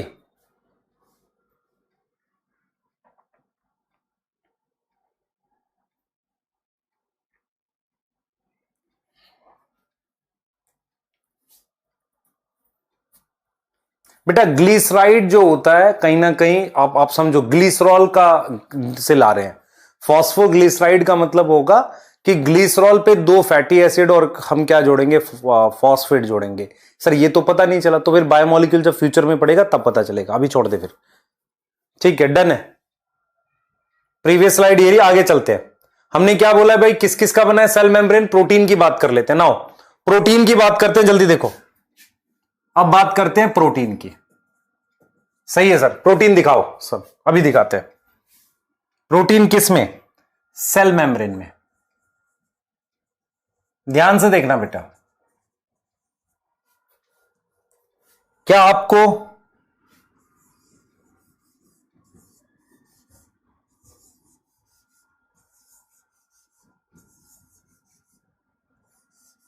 ये दिख रहा है? ये लिपिड बाइलेयर दिख रही है कि नहीं बताओ? ठीक है, लिपिड बाइलेयर दिख रही है।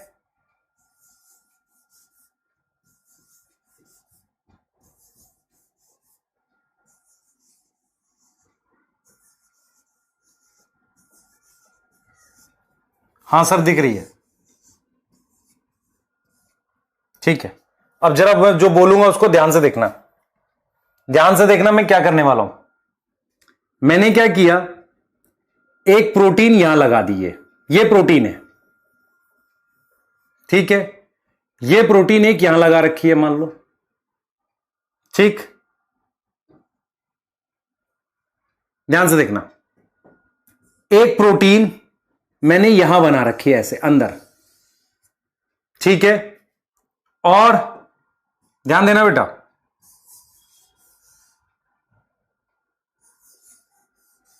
समझना, पहले मैं प्रोटीन के बारे में बता रहा हूं कौन सी प्रोटीन होती है।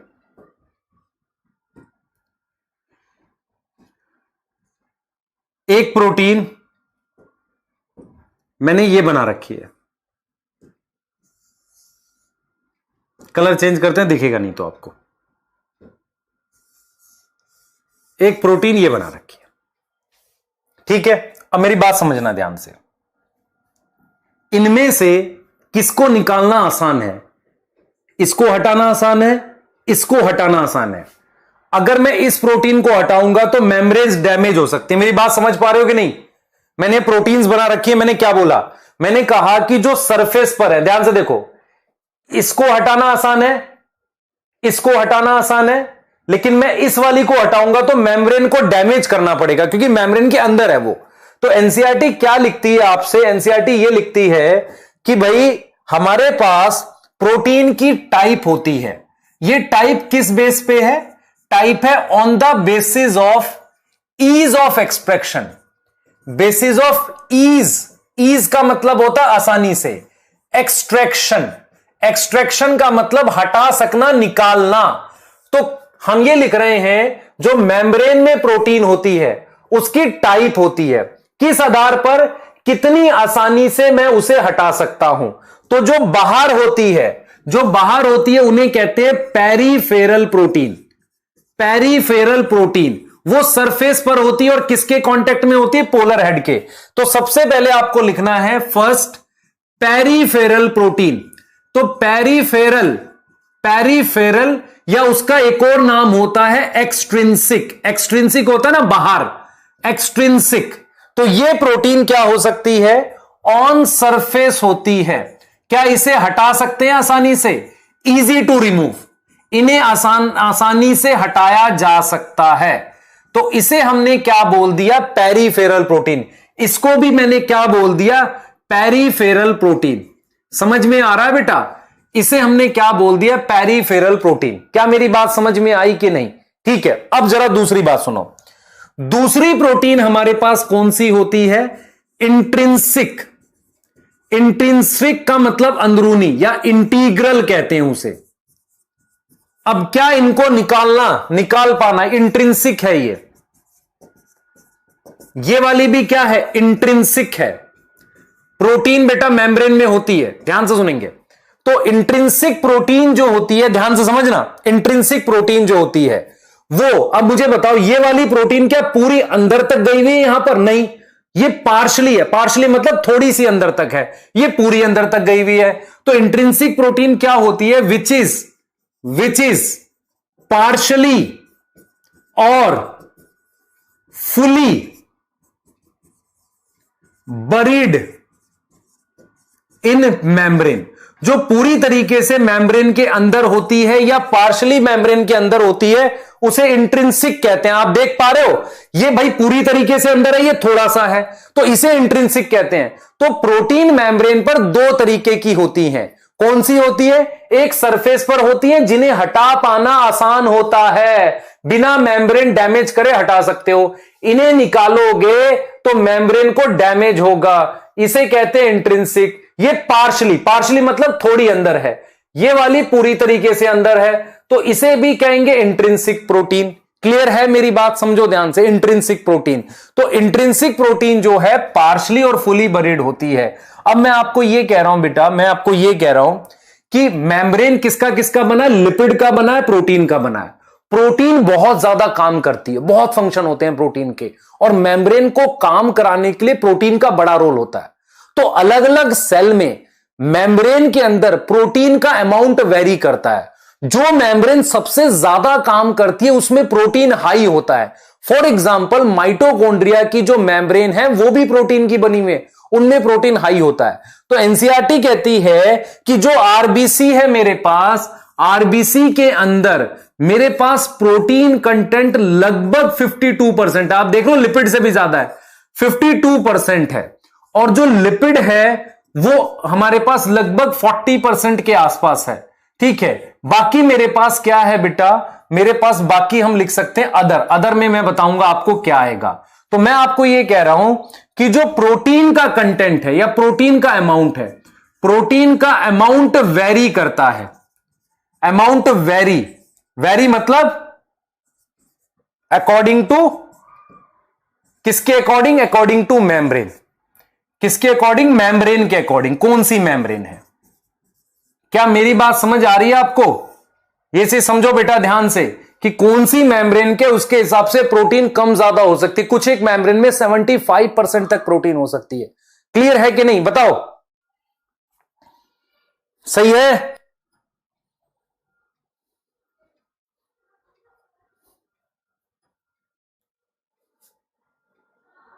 हाँ, यहां तक समझ में आ गया?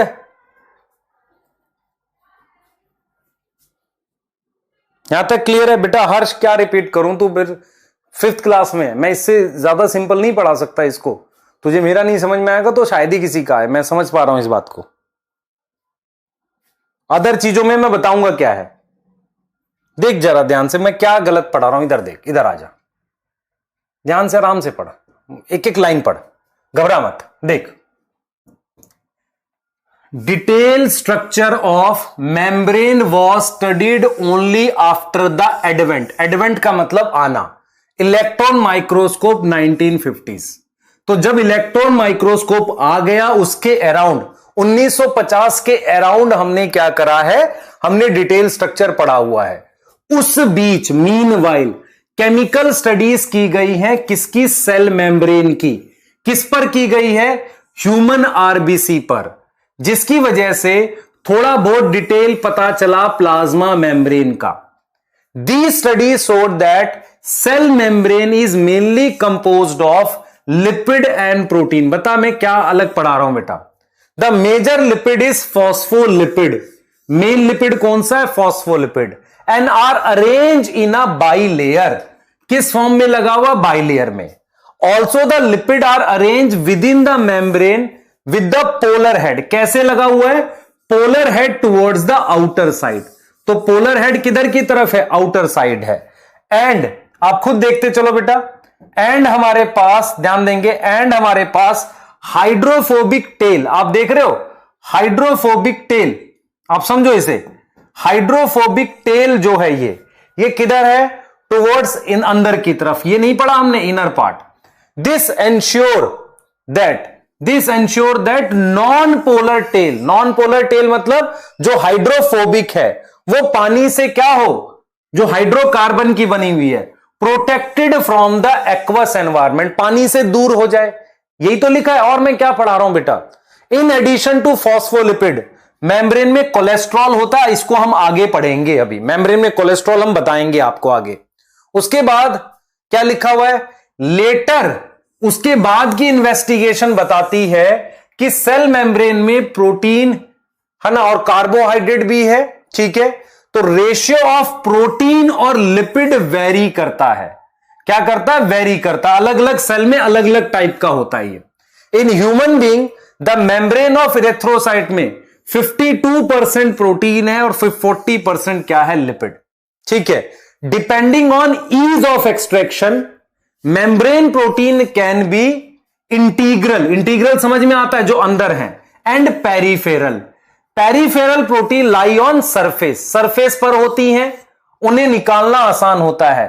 इंटीग्रल प्रोटीन आर पार्शली या totally buried in the membrane. कौन सी चीज मैंने नहीं पढ़ाई आपको, इरेथ्रोसाइट मतलब आरबीसी,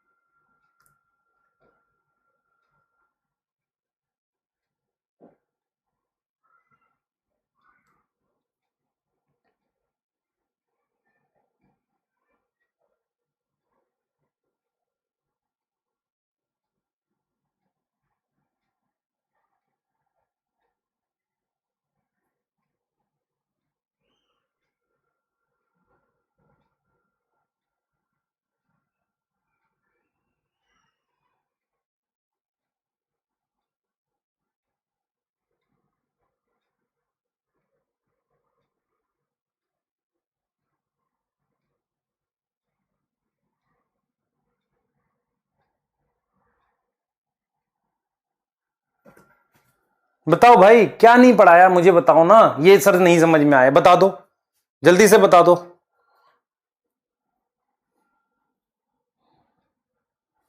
कुछ ऐसा है जो नहीं पढ़ाया? ईज ऑफ एक्सट्रैक्शन समझ में आया, कितनी आसानी से निकाल सकते हैं उसको। यहां पर आ जाओ, ठीक है।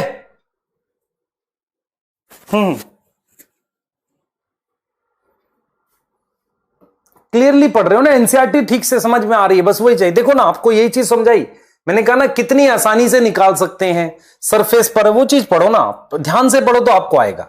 क्लियर है? चलो हम लोग आगे देखते हैं। अब देखो बेटा, मेरी बात सुनो ध्यान से। अब क्या है, हमारे पास सम मॉडल्स हैं,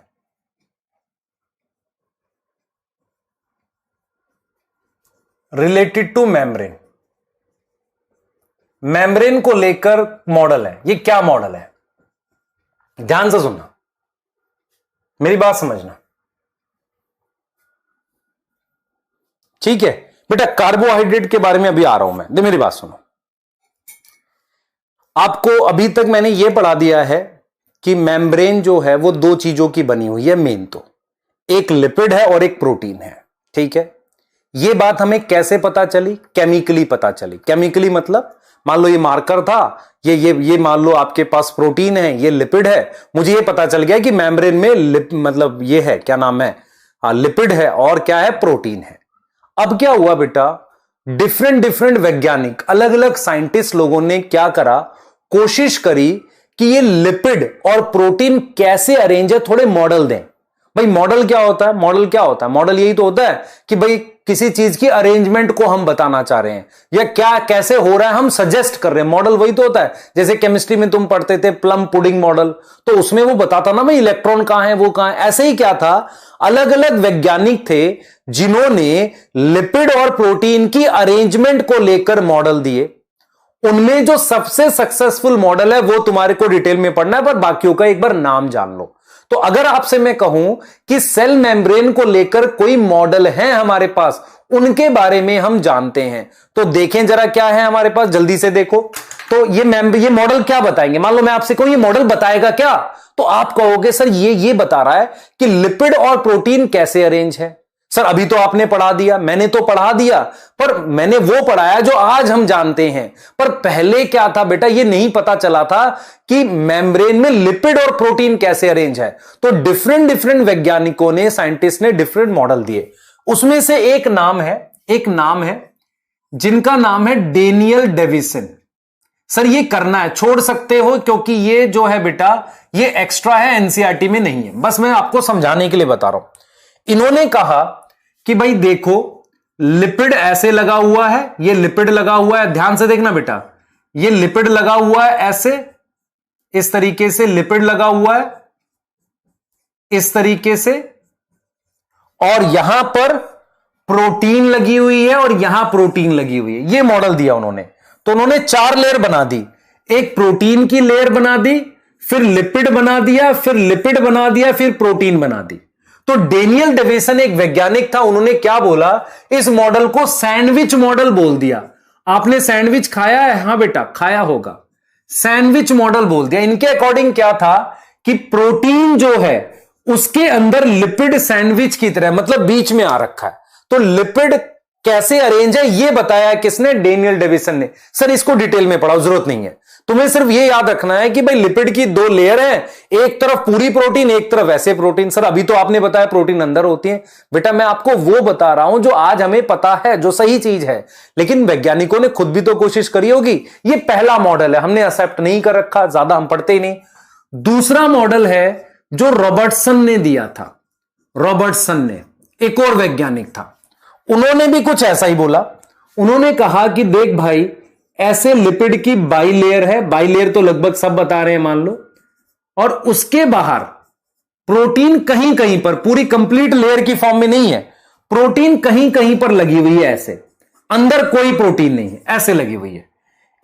इस मॉडल को हम नाम देते हैं यूनिट मेम्ब्रेन मॉडल। इतना ही क्वेश्चन आ सकता है प्रीवियस ईयर में, अगर आया भी हो तो। इसे हम यूनिट मेम्ब्रेन मॉडल का नाम देते हैं। सर और डिटेल बताओ, जरूरत नहीं है, जरूरत नहीं है। ये दोनों मॉडल आपके पास एनसीईआरटी में नहीं है, नॉट इन एनसीईआरटी। ये एनसीईआरटी में नहीं है और आपको ज्यादा डिटेल नहीं पढ़नी, आपको सिर्फ थोड़ा थोड़ा नाम याद करना, उतना काफी है। सही है? सर डिटेल पढ़ाओगे? नहीं पढ़ाऊंगा, कभी नहीं पढ़ाऊंगा। सर प्लीज पढ़ाओ, तो पिटाई खाएगा। सर अगर आ गया तो मैं वही पढ़ाता हूं जो आता है, समझ ध्यान से। जो मैं नहीं पढ़ाऊंगा वो नहीं आएगा। और ध्यान से सुन, जो मुझे नहीं आता वो एग्जाम में भी नहीं आता, ये भी समझ ले फिर। सही है सर, चलो फिर पढ़ाओ, आ जाओ। थर्ड देख बेटा, थर्ड जो सबसे मतलब एक्सेप्टेड मॉडल है वो है हमारे पास सिंगर निकोलसन का।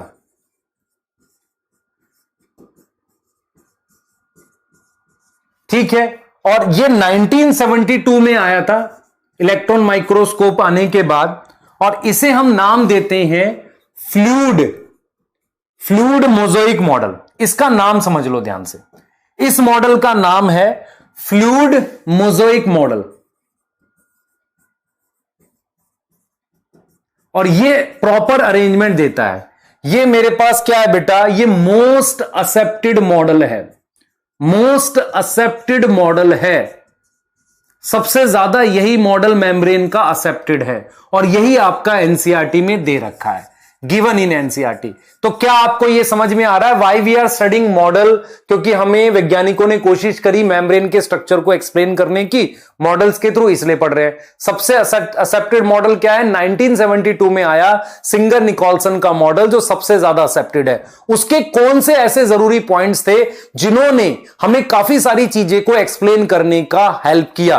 तो हम उस मॉडल के वो इंपॉर्टेंट पॉइंट्स जानते हैं और मेम्ब्रेन के स्ट्रक्चर को देखते हैं एक बार। ठीक है? एक कह रहा सर लिखना है। बेटा मेरी बात समझ, तुझे लिखना तो है ही ना, तभी तो लिख रहा हूं मैं। लिख इसे जल्दी से, लिख ले। मैं तुझे कौन सा मॉडल एक्सप्लेन करने जा रहा हूं? Fluid mosaic model. किसने दिया? सिंगर निकोलसन ने। सर नहीं लिखूं तो लिख लेना यार, लिखने में क्या जा रहा है? तो मैं लिख तो रहा हूं नॉट इन एनसीईआरटी, तू भी लिख लियो ये बात। जब पढ़ते हो ज्यादा ध्यान मत दियो इस पे, पर लिख तो ले।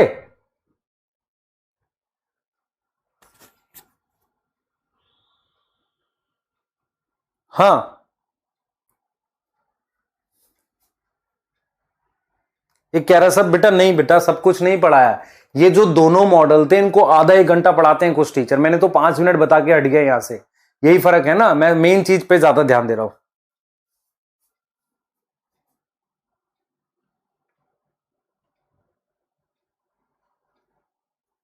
बेटा मेरी बात नहीं समझ रहे हो, मैं आपको ये भी तो बताऊंगा ये नहीं आता ये आता है, ये भी तो काम मेरा ही है।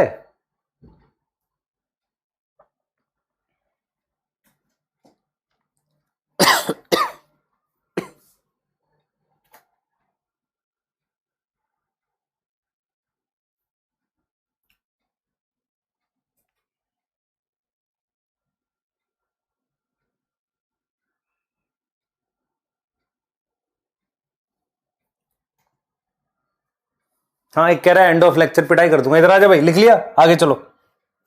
फ्लूइड मोज़ेक मॉडल के बारे में जानेंगे। सबसे पहले मेम्ब्रेन का स्ट्रक्चर देखते हैं और इस मॉडल के अकॉर्डिंग चीजों को समझते हैं। ठीक है, ध्यान से देखो। क्या आपने यह पढ़ा है कि मेम्ब्रेन मेरे पास कैसा होता है? मेम्ब्रेन मेरे पास किस तरीके का होता है? Lipid bilayer. क्या हमने यह पढ़ा है? हां सर, यह हमने पढ़ा है। इस तरीके से लिपिड बाइलेयर होती है। हां सर, यह हमने पढ़ा है। पहले समझना पूरी बात को। ये इन्होंने वही बातें बताई थी, लेकिन कुछ एडिशनल चीजें थी, वो समझना।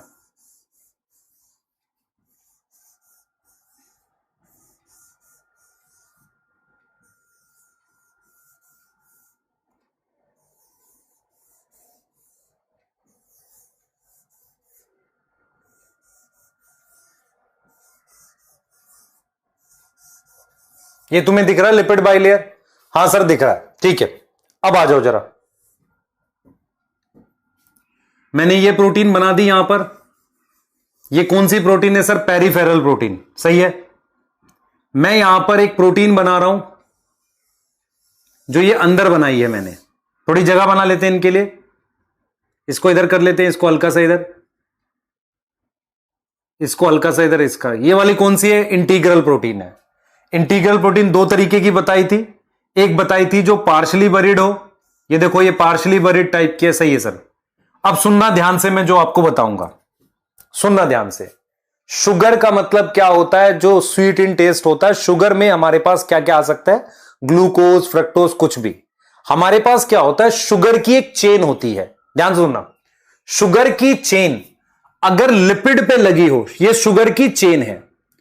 ये किस पे लगी है? लिपिड पे। ध्यान से देखना इसको। ये शुगर की चेन लिपिड पे लगी है। और ये शुगर की चेन हमारे पास प्रोटीन पे भी लगी हो सकती है। वो प्रोटीन कैसी भी हो सकती है। मान लो ये वाली है, ये वाली प्रोटीन है, इस पर लगी है। तो शुगर की चेन मेरे पास प्रोटीन पर भी लगी रह सकती है। ऐसे समझना मैं क्या करने वाला हूं। देखो, अब मुझे बताओ, ये लिपिड है और ये शुगर है। शुगर के लिए वर्ड यूज करते हैं ग्लाइको। मतलब ग्लाइको मतलब ग्लूकोज से ला रहे हैं, शुगर के लिए ला रहे हैं। तो ग्लाइको लिपिड का मतलब समझो। लिपिड पर जो शुगर की चेन लगी हुई है, इसे हम क्या बोल रहे हैं बेटा? इसे हम क्या बोल रहे हैं? ग्लाइकोलिपिड बोल रहे हैं। इसको हम क्या बोल रहे हैं? ग्लाइकोलिपिड बोल रहे हैं। क्या मेरी बात समझ में आ रही है कि नहीं? ग्लाइको का मतलब क्या हो गया? ये जो मैंने चेन बनाई है, शुगर की चेन है। तो ग्लाइकोलिपिड का मतलब ये हो गया कि शुगर की चेन मैंने किस पर लगा दी? लिपिड पर। ग्लाइकोलिपिड का क्या मतलब है? Sugar chain on lipid. तो मेम्ब्रेन पर यह भी होता है। तो हमने कहा था ना कार्बोहाइड्रेट, तो शुगर क्या है? कार्बोहाइड्रेट है। दूसरा, अगर मैं यहां पर लिख रहा हूं ग्लाइकोप्रोटीन, तो वो क्या होता है बेटा? शुगर की चेन ऑन प्रोटीन। शुगर की चेन किस पे जुड़ी हुई है? प्रोटीन पर। तो ये हमारे पास क्या हो गया? कार्बोहाइड्रेट हो गया। इस तरीके से कार्बोहाइड्रेट लगा रहता है।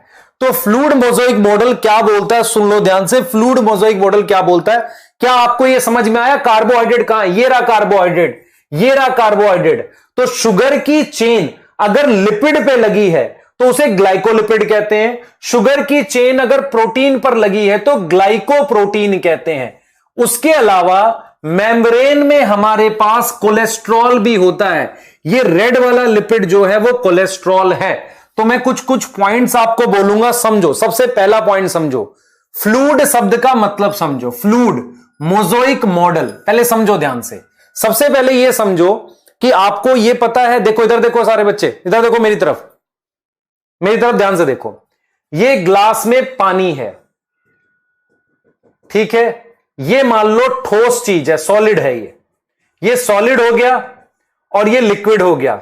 इसके बीच का क्या होगा? कुछ इसके बीच का अगर कुछ हो, सॉलिड लिक्विड के बीच का कुछ होगा, क्या होगा? सेमी सॉलिड होगा।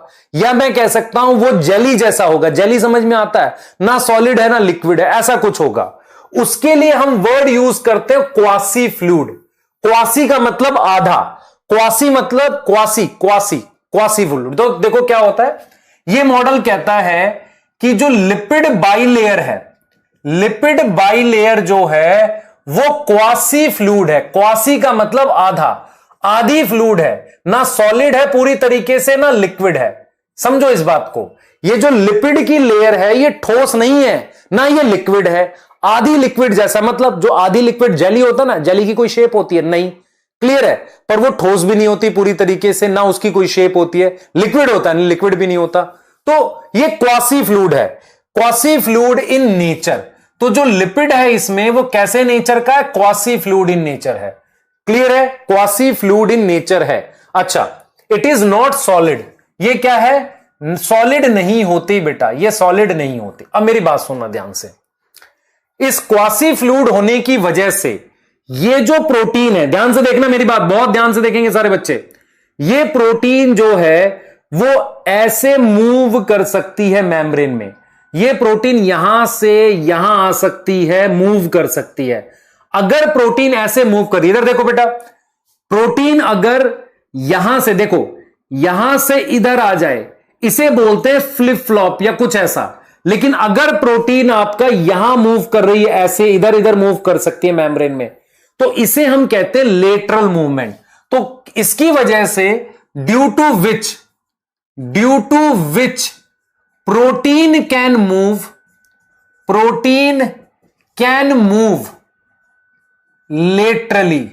प्रोटीन क्या कर सकता है? लेटरल मूवमेंट शो कर सकता है। कैसे मूव कर सकता है? लेटरल समझ में आ रहा है? इसे साइड में, जो ये साइड की मूवमेंट होती है, इसे लेटरल कहते हैं।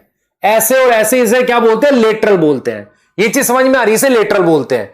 तो ध्यान सुनेंगे, ध्यान सुने बेटा, मेरी बात सुनो। एक पानी है और एक में आपने हनी ले रखा है। पानी और हनी में से कौन सी चीज ज्यादा बह सकती है? सर पानी तेज बहेगा, ठीक है, ये बात क्लियर है। अब मुझे एक चीज बताओ, ये मेम्ब्रेन जो है, ये मेम्ब्रेन पूरी तरीके से ठोस नहीं है, क्वासी फ्लूइड है। क्वासी का मतलब ठोस और लिक्विड के बीच में है। उसकी वजह से इनके बीच में कुछ चीजें मूव कर सकती हैं, ठीक है। क्या मूव कर सकता है? प्रोटीन मूव कर सकता है। प्रोटीन की वो एबिलिटी, प्रोटीन की वो ताकत कि वो कितना मूव कर सकता है इस मेम्ब्रेन में, उसको हम कहेंगे कि उतनी ज्यादा मेम्ब्रेन फ्लूइड है। मान लो मैं दो अलग अलग मेम्ब्रेन ले लेता हूं, एक में प्रोटीन ज्यादा मूव कर सकती है, एक में कम मूव कर सकती है। तो प्रोटीन की वो एबिलिटी जिससे वो ज्यादा मूव करे अगर मेम्ब्रेन में, उस एबिलिटी को हम क्या बोलेंगे? फ्लूइडिटी बोलेंगे। तो व्हाट इज फ्लूइडिटी? कि हम ये बोलेंगे बेटा, this ability of lateral movement of protein. Sir कम समझ में, मेरी बात समझ ध्यान से। हम क्या एक्सप्लेन कर रहे हैं कि फ्लूइड मोज़ाइक मॉडल जो था वो किसने दिया? सिंगर निकोलसन ने। उन्होंने क्या किया? मेम्ब्रेन का एक स्ट्रक्चर बता दिया जिसमें लिपिड ऐसे बाइलेयर की फॉर्म में, एक नॉर्मल बात सारी बता दी। उसमें उन्होंने इंटीग्रल प्रोटीन, पेरिफेरल प्रोटीन भी बता दी। उन्होंने बताया कि उनके इस मेम्ब्रेन में जो कार्बोहाइड्रेट होता है वो कौन सा होता है? ग्लाइकोलिपिड की फॉर्म में, और कैसे होता है? ग्लाइकोप्रोटीन की फॉर्म में, ये भी बता दिया। उसके अलावा इसमें कोलेस्ट्रॉल होता है, ये लिखा हुआ, ये कोलेस्ट्रॉल लिख दिया। ये क्या लिख दिया? कोलेस्ट्रॉल लिख दिया। क्या ये मेरी बात समझ में आ गई? अब इन्होंने ये बताया, ये मॉडल क्या बात एक्सप्लेन, भाई कोई चीज मान लो कोई मॉडल दिया जाता है, कभी भी कोई मॉडल देते हैं तो किसी चीज को एक्सप्लेन करके देते हैं ना। तो ये मॉडल का जो मेन पॉइंट क्या था वो ये था, ये मॉडल कहता है कि यार ये जो मेम्ब्रेन है ना, ये क्वासी फ्लूइड है। क्वासी का मतलब आधा लिक्विड आधा सॉलिड है। समझ में आ रहा है? जिसकी वजह से मेम्ब्रेन की अपनी कोई शेप नहीं है और उसमें प्रोटीन ऐसे लेटरल मूव कर सकती है। जितनी ज्यादा प्रोटीन मूव कर सकती है उतनी मेम्ब्रेन की क्या है? फ्लूइडिटी है। तो this ability of lateral movement by protein, उसको हम क्या बोलेंगे? Is known as fluidity. इसको हम उसका फ्लूइड नेचर बोलेंगे। उस एबिलिटी को हम क्या बोलेंगे? फ्लूइडिटी बोलेंगे। क्या मेरी बात समझ में आ रही है आपको? सोचो ध्यान से, ठीक है। अच्छा, मैंने कार्बोहाइड्रेट क्या बताया था बेटा? मैंने बोला था देखो मेम्ब्रेन में लिपिड कौन सा है बता दो। देखो लिपिड कौन से हैं? लिपिड, मेन लिपिड कौन सा है? मेन है फॉस्फोलिपिड। मेन कौन सा है? फॉस्फोलिपिड है। हां सर ये समझ में आ गया। उसके अलावा अदर भी है कोई, अदर है कोलेस्ट्रॉल। और हमेशा याद रखना कोलेस्ट्रॉल प्लांट सेल में नहीं होता। कोलेस्ट्रॉल सिर्फ दो जगह मिलता है, एनिमल सेल में और माइकोप्लाज्मा में। एनिमल सेल आपको पता है और माइकोप्लाज्मा में कोलेस्ट्रॉल मिलता है। क्या यह हम बात याद रख सकते हैं? हां सर। दूसरी बात, अगर मैं आपसे पूछूं प्रोटीन, तो प्रोटीन कैसे है बेटा? प्रोटीन हमारे पास इंटीग्रल है, इंटीग्रल मतलब अंदर है, प्लस एक्सट्रिंसिक है। दो तरह की प्रोटीन है। उसके बाद मेरे पास कार्बोहाइड्रेट है, तो कार्बोहाइड्रेट किस फॉर्म में है? इन फॉर्म ऑफ ग्लाइकोप्रोटीन और ग्लाइकोलिपिड, इसकी फॉर्म में। क्लियर है? इसकी फॉर्म में। सही है? बताओ भाई। हाँ जल्दी बताओ, क्या ये समझ में आ रहा है कि नहीं? बताओ जल्दी बताओ, चैटे बताओ। प्रियंका रे पूछ रही है भाग्यश्री कैसे, क्या कर रही है बेटा? गलत बात है।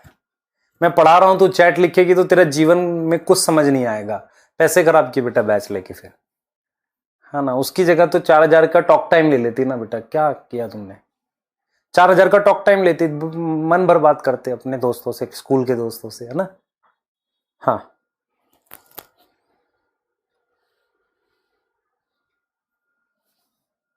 ठीक है। ये देख बेटा, ये लिखा है एनसीईआरटी में। देखो, ये देखो, ये चित्र देखो, तुम्हारी एनसीईआरटी का ये डायग्राम देखो, नहीं तो सर अभी दिखा दो एक बार। हाँ देख लो बेटा, ये देख, ये प्रोटीन है, इस पर ये शुगर लगी हुई है, तो इसको मैं क्या लिखूंगा? ग्लाइकोप्रोटीन। ठीक है। ये वाली लिपिड पे लगी हुई है शुगर, तो इसको मैं क्या लिखूंगा? इस वाली को, इसको लिखूंगा ग्लाइकोलिपिड। ठीक। ये वाली प्रोटीन इंटीग्रल दिख रही है तुम्हें? हां सर दिख रही है, सही है। और एक पेरिफेरल हो सकती है। ये देखो, इधर आ जाओ, इस वाले में आ जाओ। अब देखो खुद से, देखो ये वाला ग्लाइकोलिपिड है, लिपिड पे लगा हुआ है, ये प्रोटीन पे लगा हुआ है, इसको क्या बोल रहे हैं? ग्लाइकोप्रोटीन। ये ग्लोबुलर प्रोटीन सब छोड़ दो, आगे बताऊंगा। तो ये जो लिपिड है ना बेटा, यही तो शुगर है, इसे ही तो कार्बोहाइड्रेट कह रहे हैं। और फिर यहां पर ये बीच में कोलेस्ट्रॉल है, देखो ये बना रखा बीच में कोलेस्ट्रॉल, ये दिखा रखा है कोलेस्ट्रॉल, ये रहा कोलेस्ट्रॉल। ठीक है, समझ में आ रहा है कि नहीं? बताओ, समझ में आया कि नहीं आया? हाँ, टाइम ओवर वाले घर चले जाएंगे यार।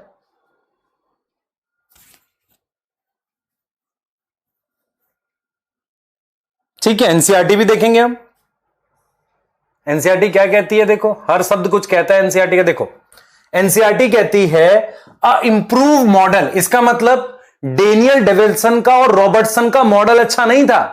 अ इंप्रूव मॉडल, इंप्रूव का मतलब better model of structure of cell membrane was proposed by Singer and Nicolson. किस साल में? 1972। वाइडली एक्सेप्टेड, ज्यादातर एक्सेप्ट हुआ। उस मॉडल का नाम था fluid mosaic model. According to this the quasi fluid nature, quasi समझ में आ रहा है? आधा मेम्ब्रेन आधा फ्लूइड, ऑफ लिपिड, किसका नेचर है? लिपिड का। उसकी वजह से कौन सी मूवमेंट हो रही है? लेटरल मूवमेंट हो रही है प्रोटीन की। किसमें? ओवरऑल बाइलेयर में। तो प्रोटीन लेटरली मूव कर रहा है ना? This ability of to move within the membrane is measured its fluidity.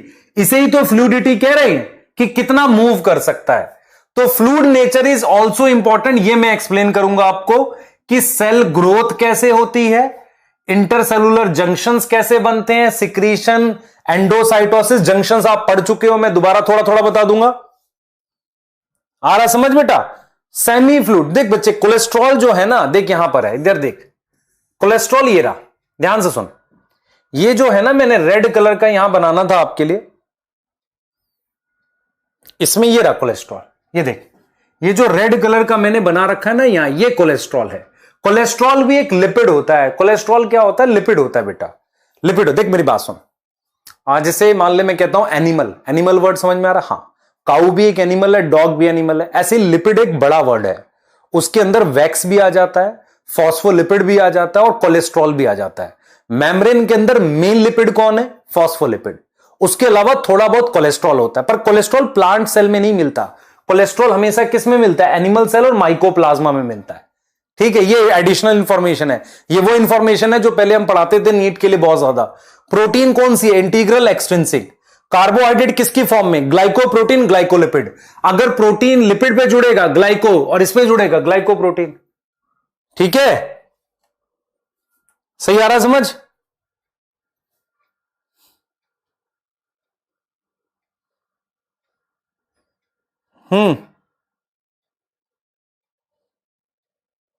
ओम प्रदीप सारे, तेरे को नींद आ रही है? लेटरल मूवमेंट देख बेटा, लेटरल, इधर सुन ध्यान से। इसका क्वासी फ्लूइड नेचर है। क्वासी मतलब ये ठोस नहीं है, ये ठोस नहीं है लिपिड की मेम्ब्रेन। इस वजह से प्रोटीन की लेटरल, लेटरल मतलब ये इधर उधर मूव कर सकती है। इस तरह की मूवमेंट को हम क्या बोलते हैं बेटा? Lateral movement. और कितना मूव कर सकती है उसे फ्लूइडिटी कहते हैं। सही है?